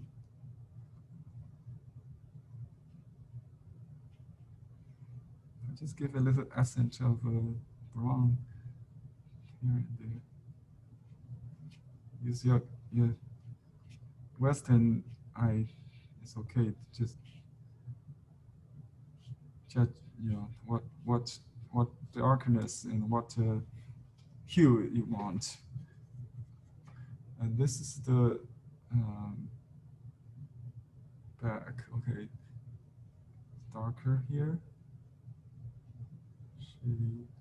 Dark against the light, always. And, also, the green tend to be on the top, behind it, below the trees. But make sure you don't overdo it. So you can add it gradually, but not do it in one step. If it's over, you cannot take it out.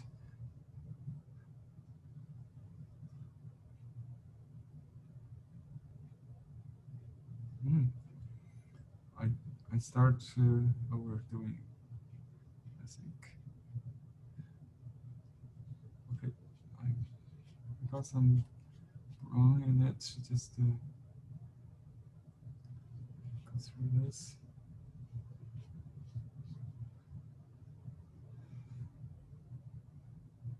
Okay, the main tree could be a little more. Oops.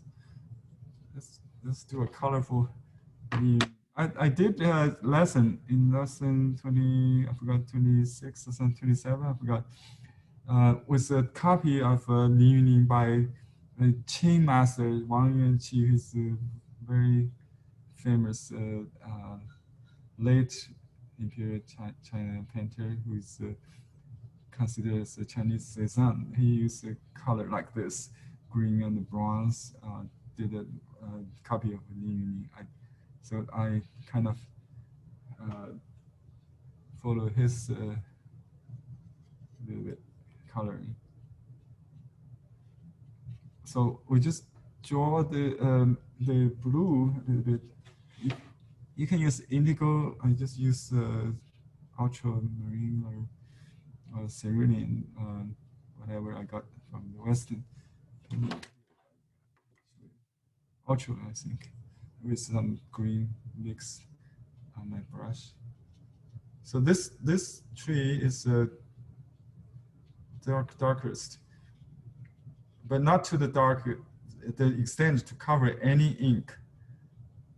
The ink stroke should show.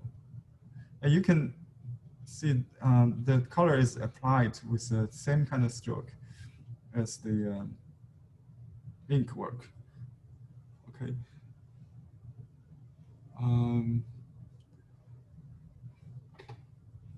So this is the greens. We try to distinguish the colors for this second one. This could be a little yellow.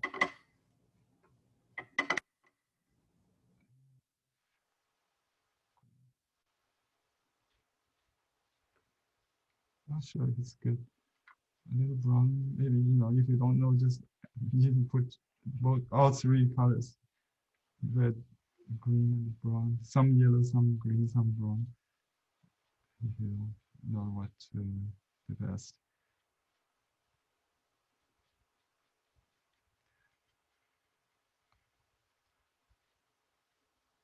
Okay, and certainly I would add yellow to the the bamboo grove. This is kind of green. Very light, very light.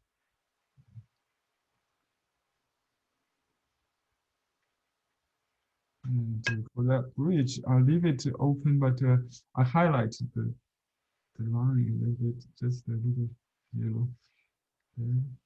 And the trunk for this pine. Oh, remember that the knob should have white around it. Another mistake I already made. Cannot change that. Let's see if I can take it off. So in the knob, you should keep it white around it.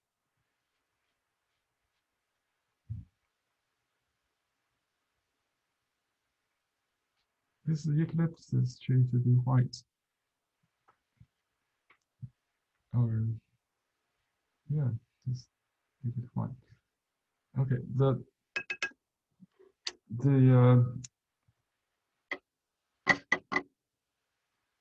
foliage for the pine, we could just use ink and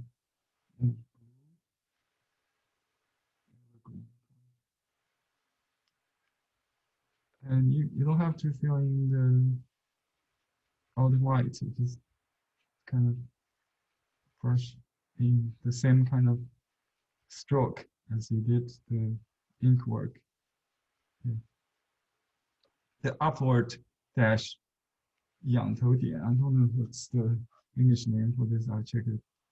The upward curve horizontal line for the needles. Pine needles. It's a stylized. Okay. I think the original has the red, which is nice, but yeah, I think that's why maybe some red in there. That's that. Yeah, the original has some orange color in that kind of echoes the roof, and it yeah. I cannot add it. It will make the tree look like a dead tree. Because actually, why not? Because it could be some dead foliage on the tree, on a needle on the tree could be red. I won't do that. You know, it's complementary color. Well, and then, like I said, if you put yellow, green, blue on any basic color, you vary it. It will always look nice. Okay, so color for this one, it's a bluish color in the distance, but this time, yeah, just blue, no red, no yellow. Very light, very light, very light. And don't overdo it. Okay. The fence should be a little yellow or brown. The window, just a little brown, I think. Poles, leave some white. The windows. Okay, so the distance should be more blue for sure. Okay, just blue, and then I just use the same stroke everywhere.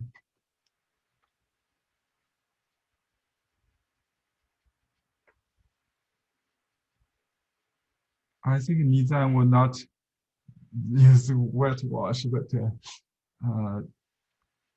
just to make it faster, you can do it one stroke at a time, like you did with the horizontal dots. You know, I just wash it with a wet brush, and I would wash this area a little bit, just feeling the heel side. Okay. And I'll watch this ground. I don't know what's the original. Use some kind of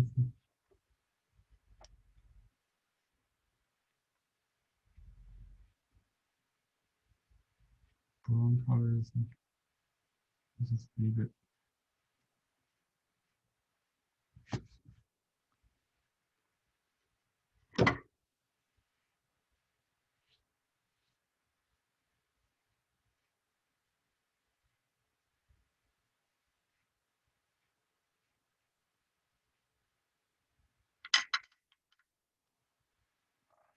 I think the color is a little bit pale here, so we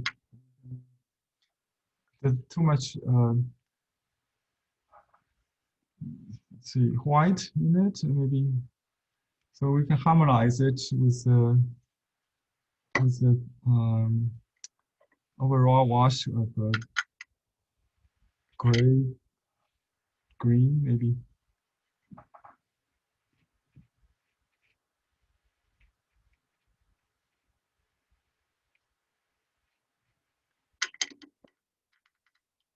Not too dark, not too dark for sure.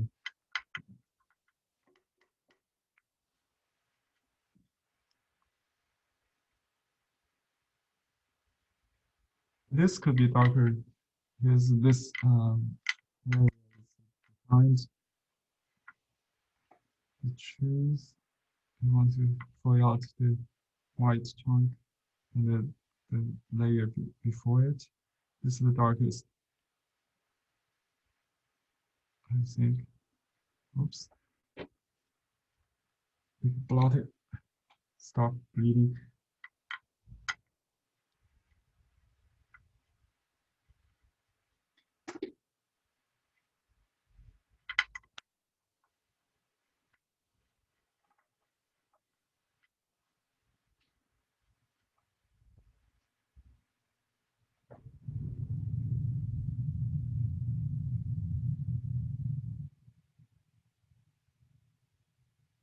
Okay. This could be stronger.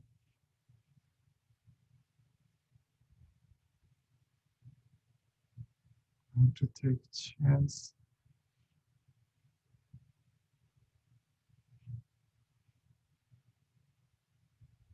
It's all because I got this yellow here. I had to cover up. Otherwise, I don't need this much color.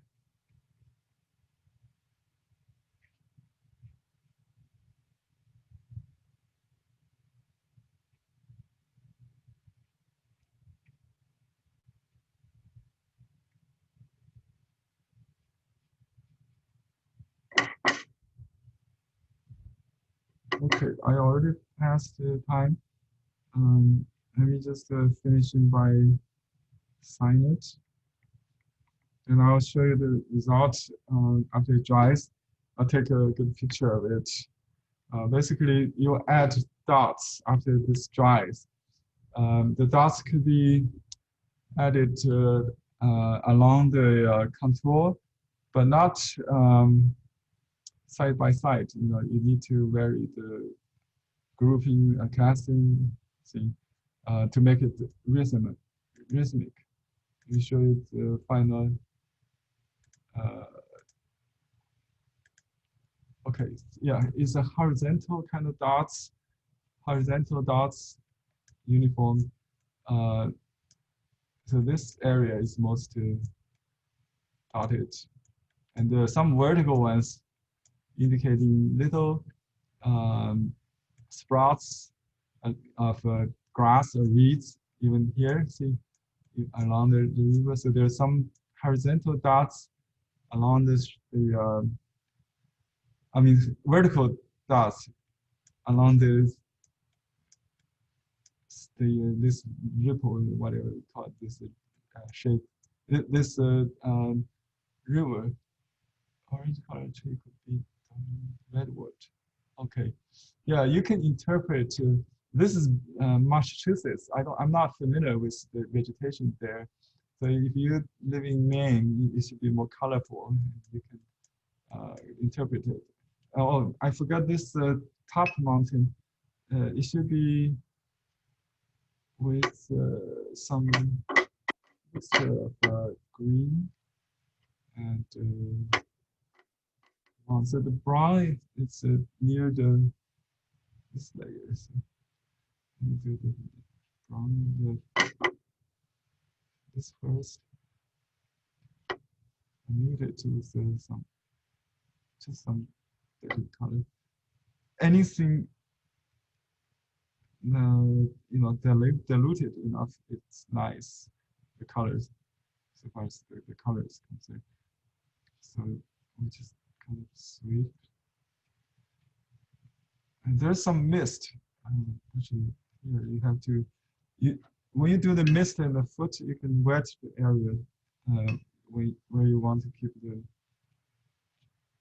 painting dry, wet, and then just kind of paint it into. You can also pour the color into the empty space. Either way, you can wet it first or use before it's dry. Pour it, spread it with a clean brush. Okay.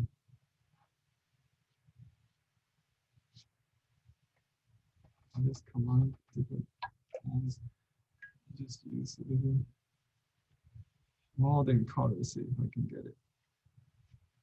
I just use opaque lavender color from watercolor class.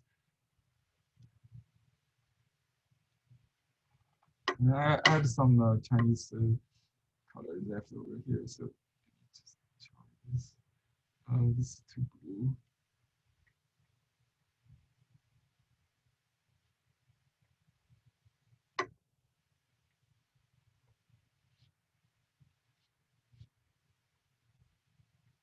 Okay, that's how much blue I need.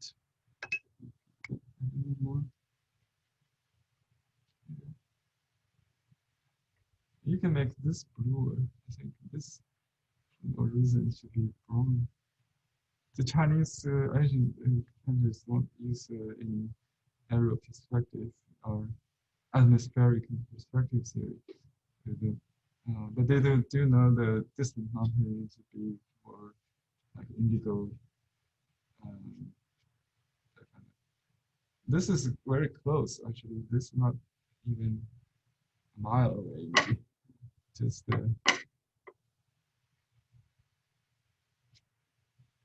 don't think the Walton Pond has hills like this, but you can add it.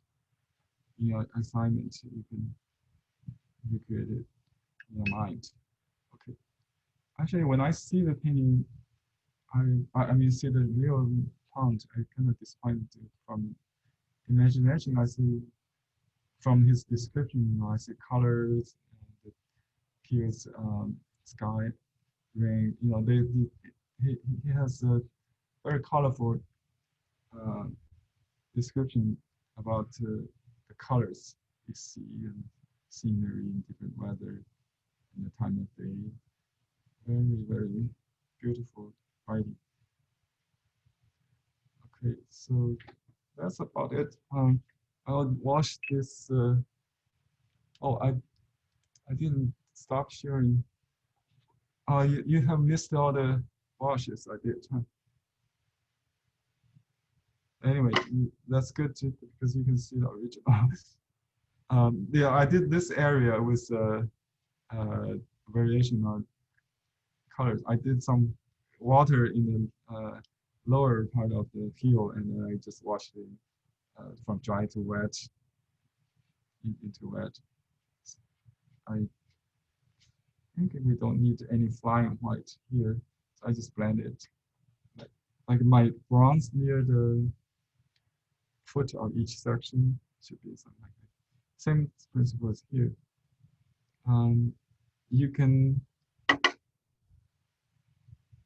keep harmonizing it, you know, many layers. Just go slow if you have time. You should have time to do this, right? So just go slow and enjoy the process. I wash a little bit bluer green and just along the highlight this horizontal lines. Do some final touches. Some bronze on this rocks.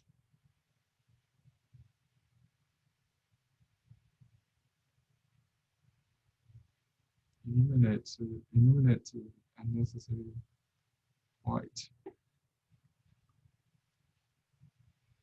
Okay.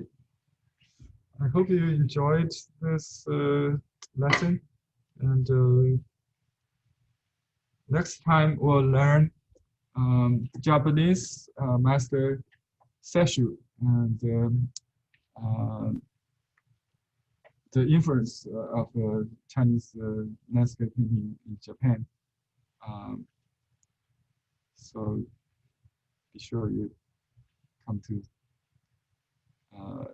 review the Zen lesson maybe before me to that.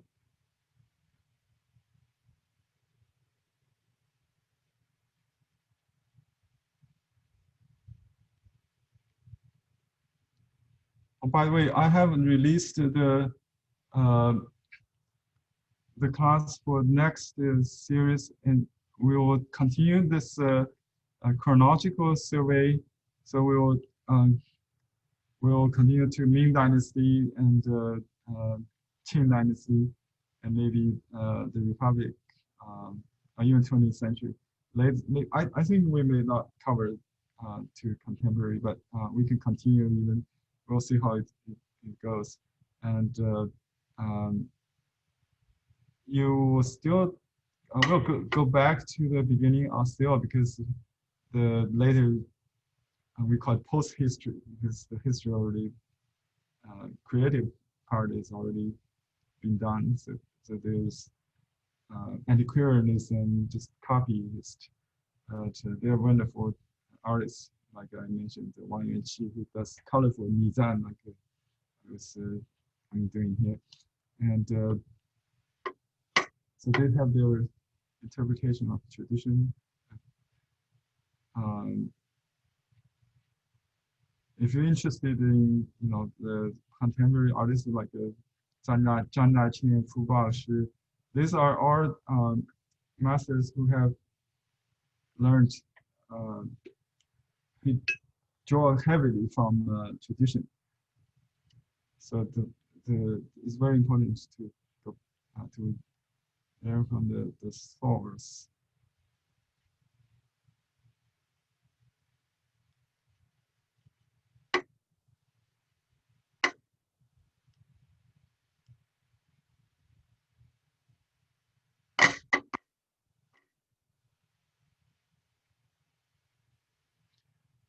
Some line maybe lost. It was covered by the wash, and you can reinstate after the color dries. You can go back in the redo them while you do the dots. But design has said, the less line, the more ancient look.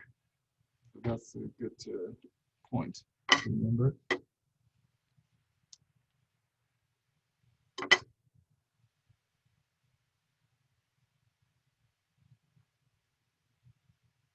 Okay, I would write 仿一战 仿 mimic 一战 let me see where to write. Yeah, we don't have much room on the top. It should have. It originally is a long format, much longer. Well, I can write on this side, or just I don't see any signature there on the original. see if I can find it.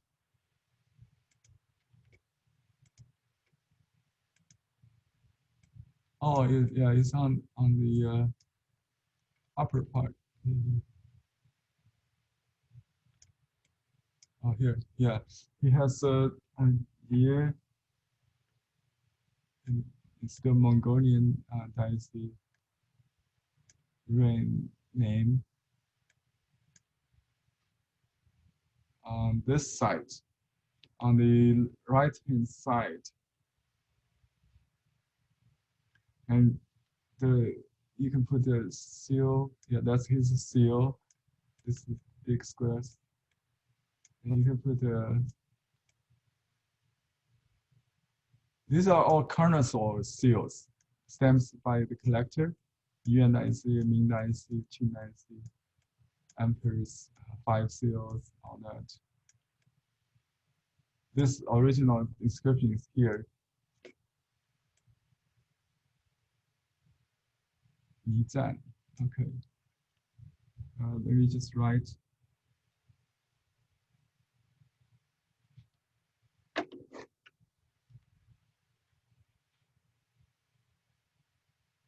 We don't use his real name. We just use his pen name to show respect. We just say Fang Yunning. That's his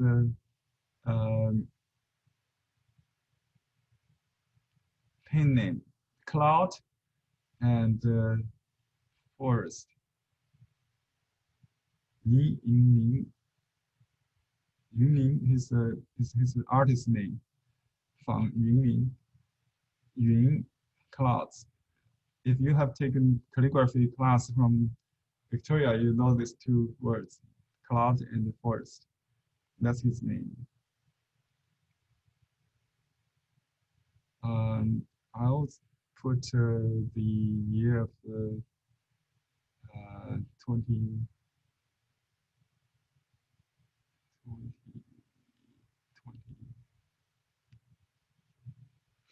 It's kind of wet.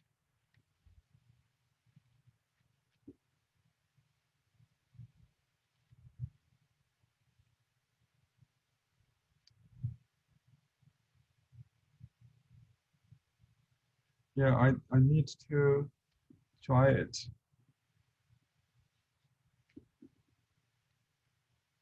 So I'll write all the way down here. Use the hair dryer.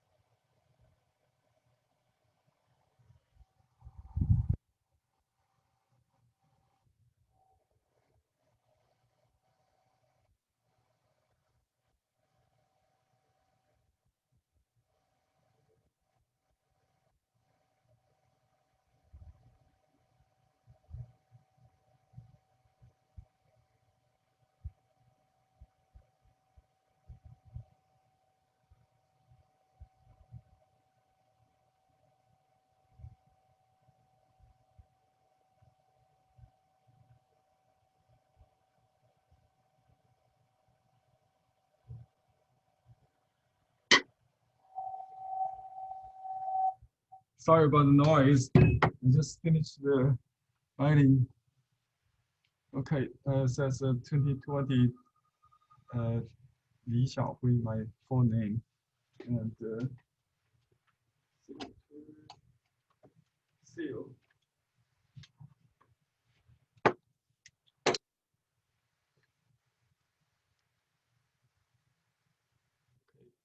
sure the orientation is right.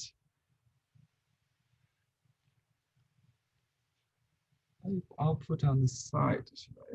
I don't want to put in the clouds. That's not good. Just put on the side here.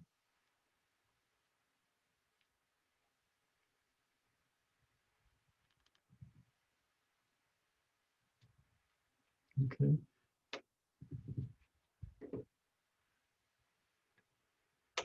And I can put another seal. I'll leave it for the collectors. You don't have to put a lot of seals, but it will be nice. You just put a seal.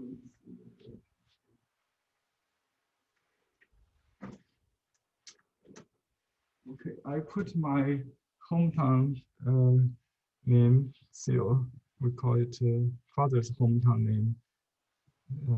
That's where our clan, our family is originated, which is in the same area, not very far from Yuning's place. It's in Zhejiang, called the ancient Yue state. Oops, it's a little bit blurry, but I think it's nice. It's an antique style and ancient style. This is it's ancient Yue. It's the name of the warring state where the one of the 4 states in ancient pre-unification time. So finally, I will just add these dots to show you. Okay, the dots on this area that's dark, and here I don't even have to look at the original. I know you will do this, and just this time just concentrate on your own work. You can see the dots could be put along, but not exactly side by side like a string of dots. You still have to, just like you do the birds, the flying geese with varied distance. And remember, we have this little vertical dots, so small actually, that it's along the horizontal lines. This is all, just serve to add rhythm, to change things. You can, if you missed something, you can use dots to connect or to cover it up. It's something like that. No dots in the background. And you just, like this is too flat. Instead of adding lines, I just add dots, Or you can add a little dot line if you want, but just don't have to do it, remember? And you can add a line, highlight that, something like that. You can still outline the trees if needed. But the best is don't, have any part to show or jumping out, popping up. Just keep it very harmonized. And the distance have some dots. Also, you can dot also always on this shady part, this shady part, maybe not on top. I think maybe, yeah, just the joint intersection part. You can use them to separate 2 layers a little bit. Just like some trees, if you look at the real hills, you see that behind they kind of define the shape of the slope. That's how it works. The rhythm is very important. Let me check finally to see if any. Yeah, now I'm standing up to see the whole picture. See, this is the dots. And this, wow, there's not any dots overlap. That's amazing. I just realized that. That's interesting. And you can see it concentrate and disperse along this slope, but not exactly a line. There's some tributary, like a vein of a theory of a dragging main, you know, that kind of thing. Dragging main is the idea of the ridge, and there's the climbing on top of the dragging main here. When I started real copy, not writing my own, got lost. So better don't overdo it for the sake of a copy. You don't have this. So this does make a difference if you know, instead of redraw the contour, you use very dense dots to define the contour. So I'll add these dots for sure. And then my brush gets dry, which is good. That's very Ning-ish. Ning. That's his name. We usually call him. And the dots on his trees also define mustard brush. Again, this is the mustard brush. I think it's very handy. I designed for this purpose. So I did almost all the line work with this brush and dots. Of course, it's called, I called it mustard brushes for this purpose. Okay, I think you might, you know, just add a line, a hint of it, but don't overdo that. Just keep it subtle, I think. And this is really nice to just put a little dots in the dark here behind that indicate the different planes. And here I need to bring another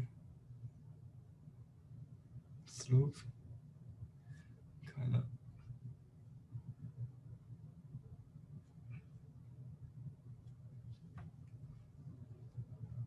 And all the dots almost the same angle.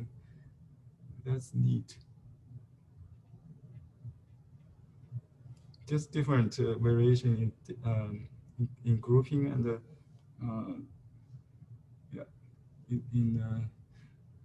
like here it's too flat. Okay, you can scramble a little bit.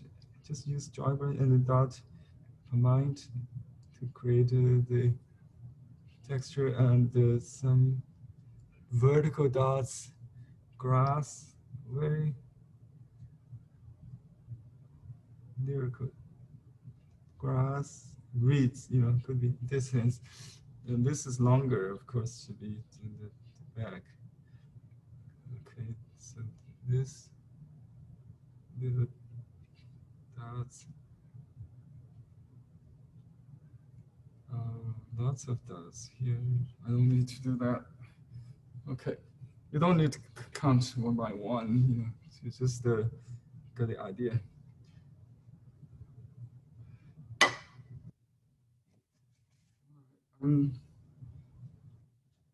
Yeah, after it dries, it will look,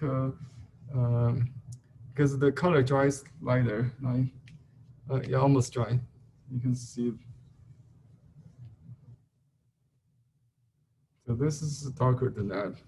And this should be the middle. Right? Let me add one little thing. I don't have any greens here.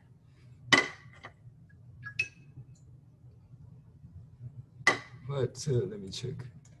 we only have one green in this area. I think that's it to echo the front.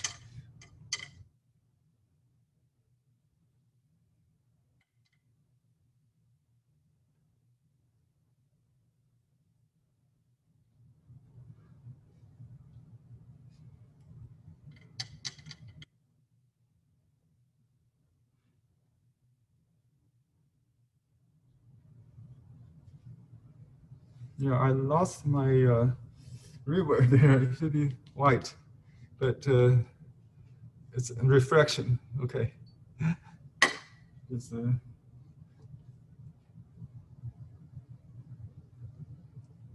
well, if you have the bridge in white, the river should be dark, right? Dark against light. So that's right. Anyway, let me take a picture and send it to you after this. Okay. Oh, I didn't stop the screen sharing. I'm sorry, Suzanne. Yeah, basically I just started the this dots. Let me yeah, I'm sorry that was what I did. The dots on these distant mountains and here the dots along the slope. Let me open comments. Yeah, that's a disadvantage. If I disable you to unmute yourself, you cannot allow. Now I allow you to talk. Okay, sorry about about that.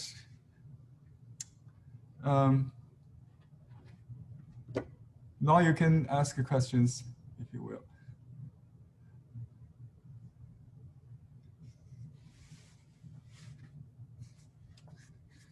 Hi, Henry. Yes. What is on the left side above the house? It's a grass, just a slope. These are distant bamboos. Okay, let me show you. If you go, I forgot to upload the bamboo. I didn't realize there's bamboo here.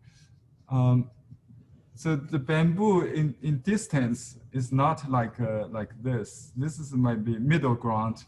You know the if I can foreground, it's almost like realistic bamboo, but not getting more abstract. Okay, this is middle ground bamboo.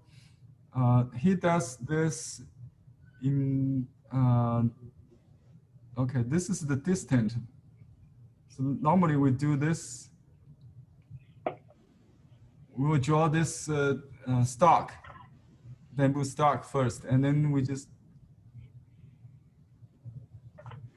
use this kind of horizontal lines. Maybe 4 of them in a group, 4 or 5. You don't have to count them, but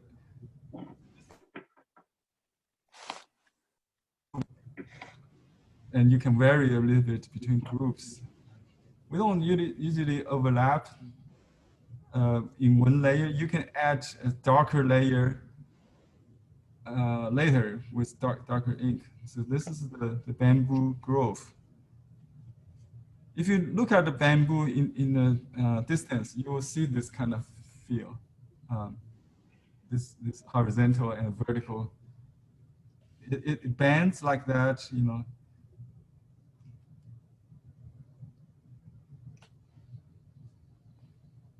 And it's narrower, the shorter on the top. More, I think, yeah, that if you look at one, it will be like that.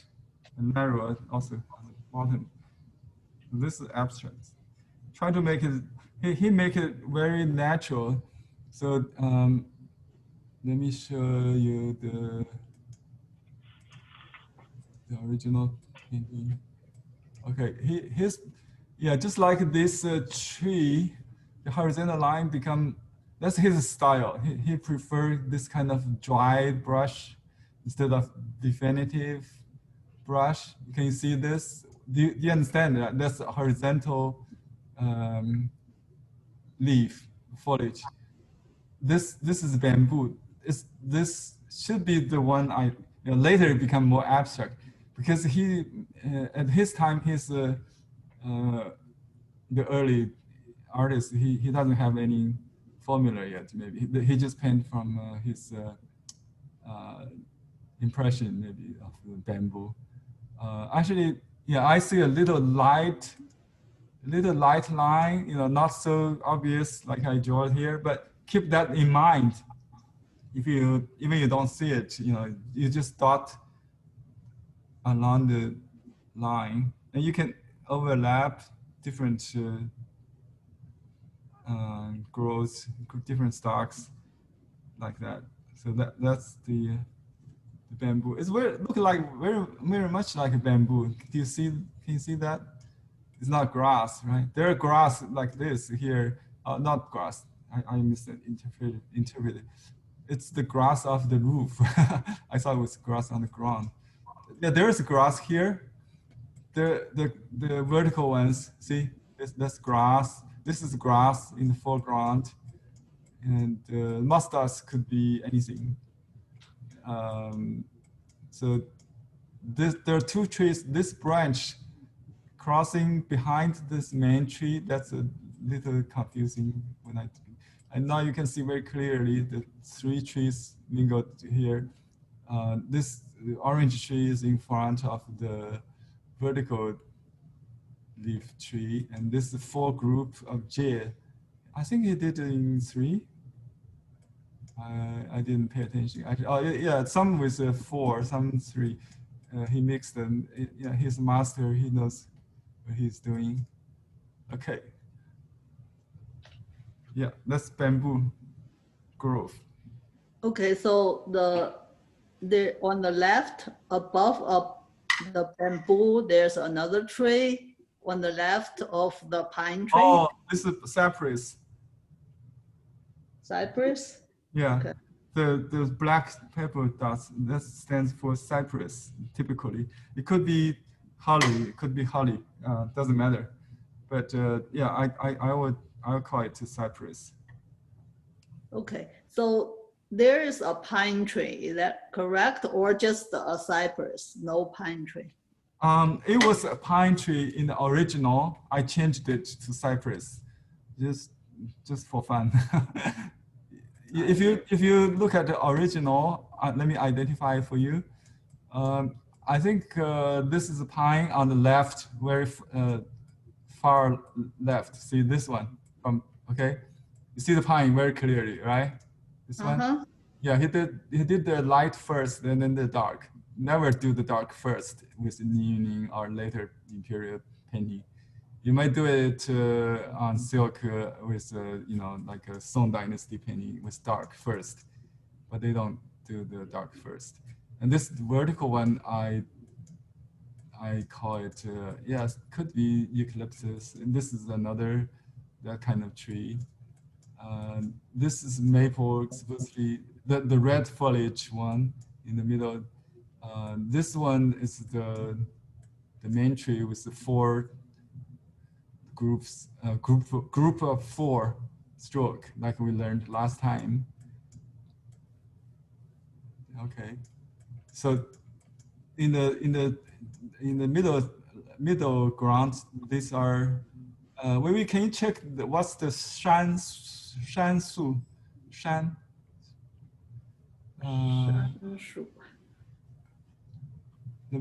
Let me search on Google. Victoria, maybe can.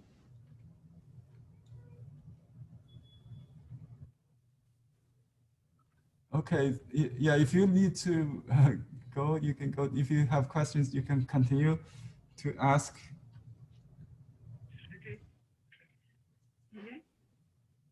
Okay, no questions? Yeah, I have a question. Yes, please. If we want to continue, do we just email you? Oh, there's a link. Just go to Blue Heron Arts. I will send you the link. Okay, send me the link. So I can find Yeah, when you order online class, it will be $200 and then you get free shipping on your supplies. So you better do that together. Sorry, would you say that again? I didn't get that. Yeah, we count that as a total order for free shipping purpose.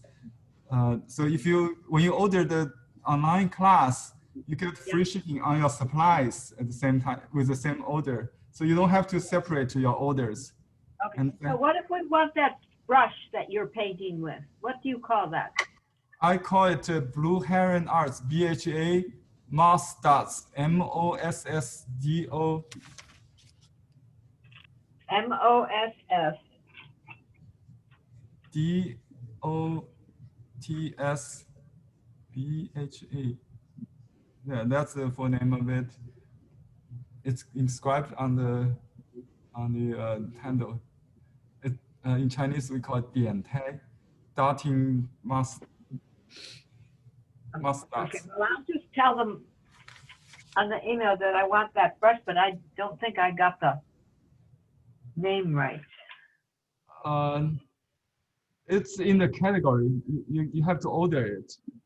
Yeah, it's in the catalog. I have to order it. Yeah. I'll be able to. Yeah. Okay. Yeah, if you want someone else to order it for you, yeah, just tell them to order Moss Dots brush. Yeah, Moss Dots brush. BHA. Oh. Blue Heron Arts. Moss Dots. That's the name. Stock. Okay, got it. Yeah. Gracias. Okay.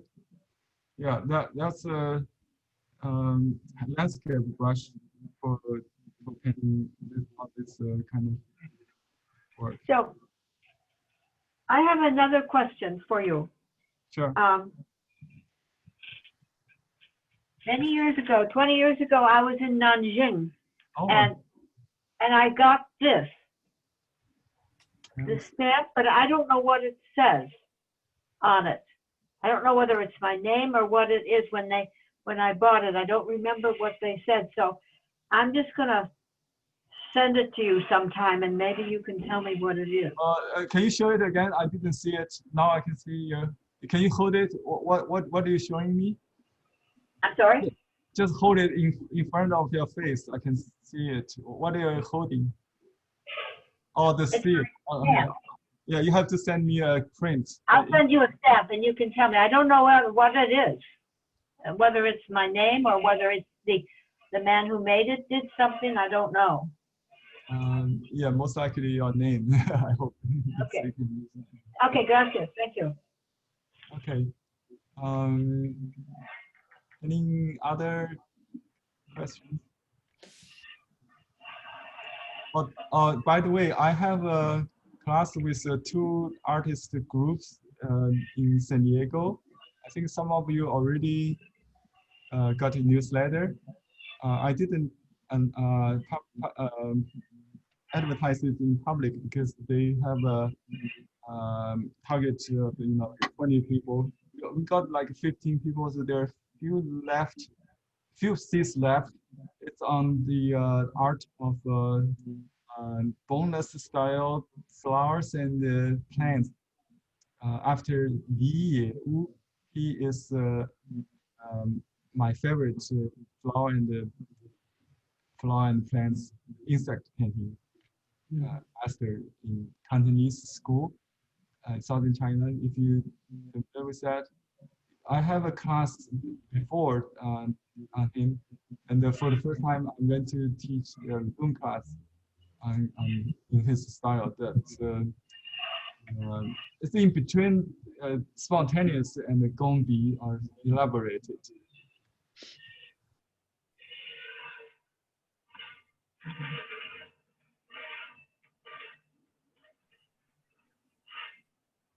Thank you.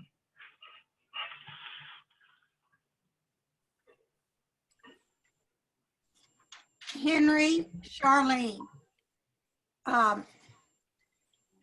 your video, your voice sound sometimes is muffled. It's not clear. Is there any way that can be corrected? Oh, I muted myself. Okay, can you hear me now? I was muted. I don't know. I accidentally muted myself. Oh, okay. Yeah. Okay. Yeah, I think you're hearing from maybe another room, computer in another room. That's why. I'm sorry. So you didn't hear me talking about the new class, did you? Well, I did. Actually, I plan on joining anyway, and I just keep watching Uh-huh. on your, as I say, your screen, the Blue Heron Okay. Arts. Yeah, just check the new class in Yeah. the workshop section, and there's a flower. If you're interested in the flower plants painting, you can Yes, join that that would one. be good. Where do you sign up for that? Okay, let me go to the website to show you. Um,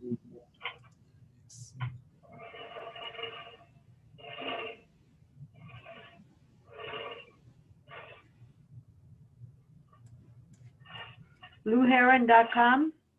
yeah, blueheron.com. Let me share with you the class sign up page.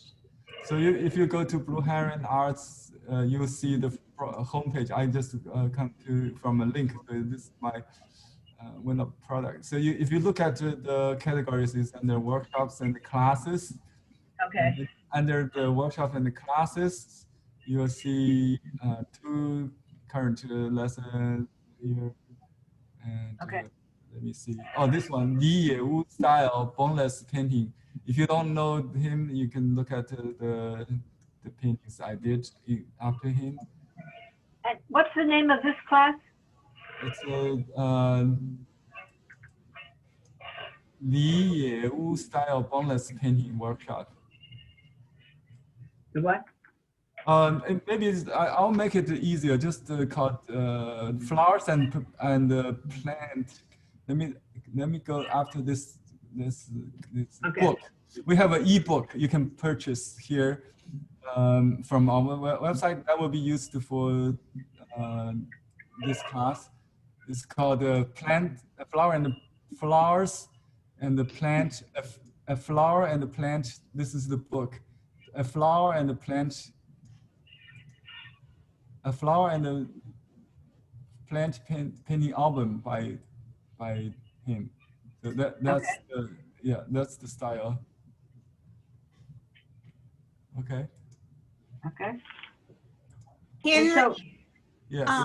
I already have the ebook, so I can just use it. I mean, it's a downloadable book, right? Yeah. You can just use the one you got. That's right. You don't have to buy the book for the. It's sold separately than the workshop, so you don't have to buy the book if you already have it. Yeah, I do. I do have it. Yeah, that's a lesson on. So I'm not going to advertise for like I only have a few room left, so I think if you guys sign up, it will be fine. Uh, because we have a section on critique, so if too many people, maybe we don't have time for doing that. So we have a 2-hour demo and 1-hour critique.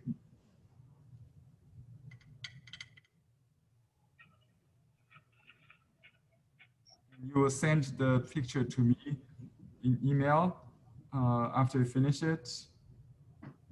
If you could, it would be fun. So I'm planning to do some maybe orchid to start with, and then some. It would be flowers, maybe tree blossom or something like that. And he's good at insect, like bees and mantis. Yeah.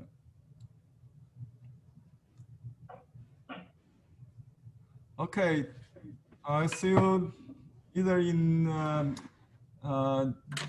yeah, next week we will still. Let me see what's the date is 8. What the next lesson is the third. Yeah, so I'll see you anyway. Then the following week on the 8th, that's a Tuesday. If you take a calligraphy class, it will be right after the class, but a different ID. You have to log out, then join a different class. Okay, will this class be on Thursday? The painting, I mean the flower and the plants painting will be on Tuesday, September 8th. And this class will continue on Thursday? Yeah, this landscape class will be continuing on Thursday. Yeah, that's what I want to do, this one again. Yeah, same well, time. Yeah, It's continuing, right? Or is it starting over? we will continue. Yeah, it's we may have some overlapping content, but it will be different. Oh, good, good. Yeah. Good. So yeah, we'll start maybe again from painting basic rock and the tree, but maybe. Good. Yeah. That will help. That will be great. Okay. I'll see you next week. See you next week. Bye bye, everybody. See you next week. Thank you. Bye-bye. Bye-bye. Bye. Take care. Stay safe. Thank you. Bye-bye. Bye-bye.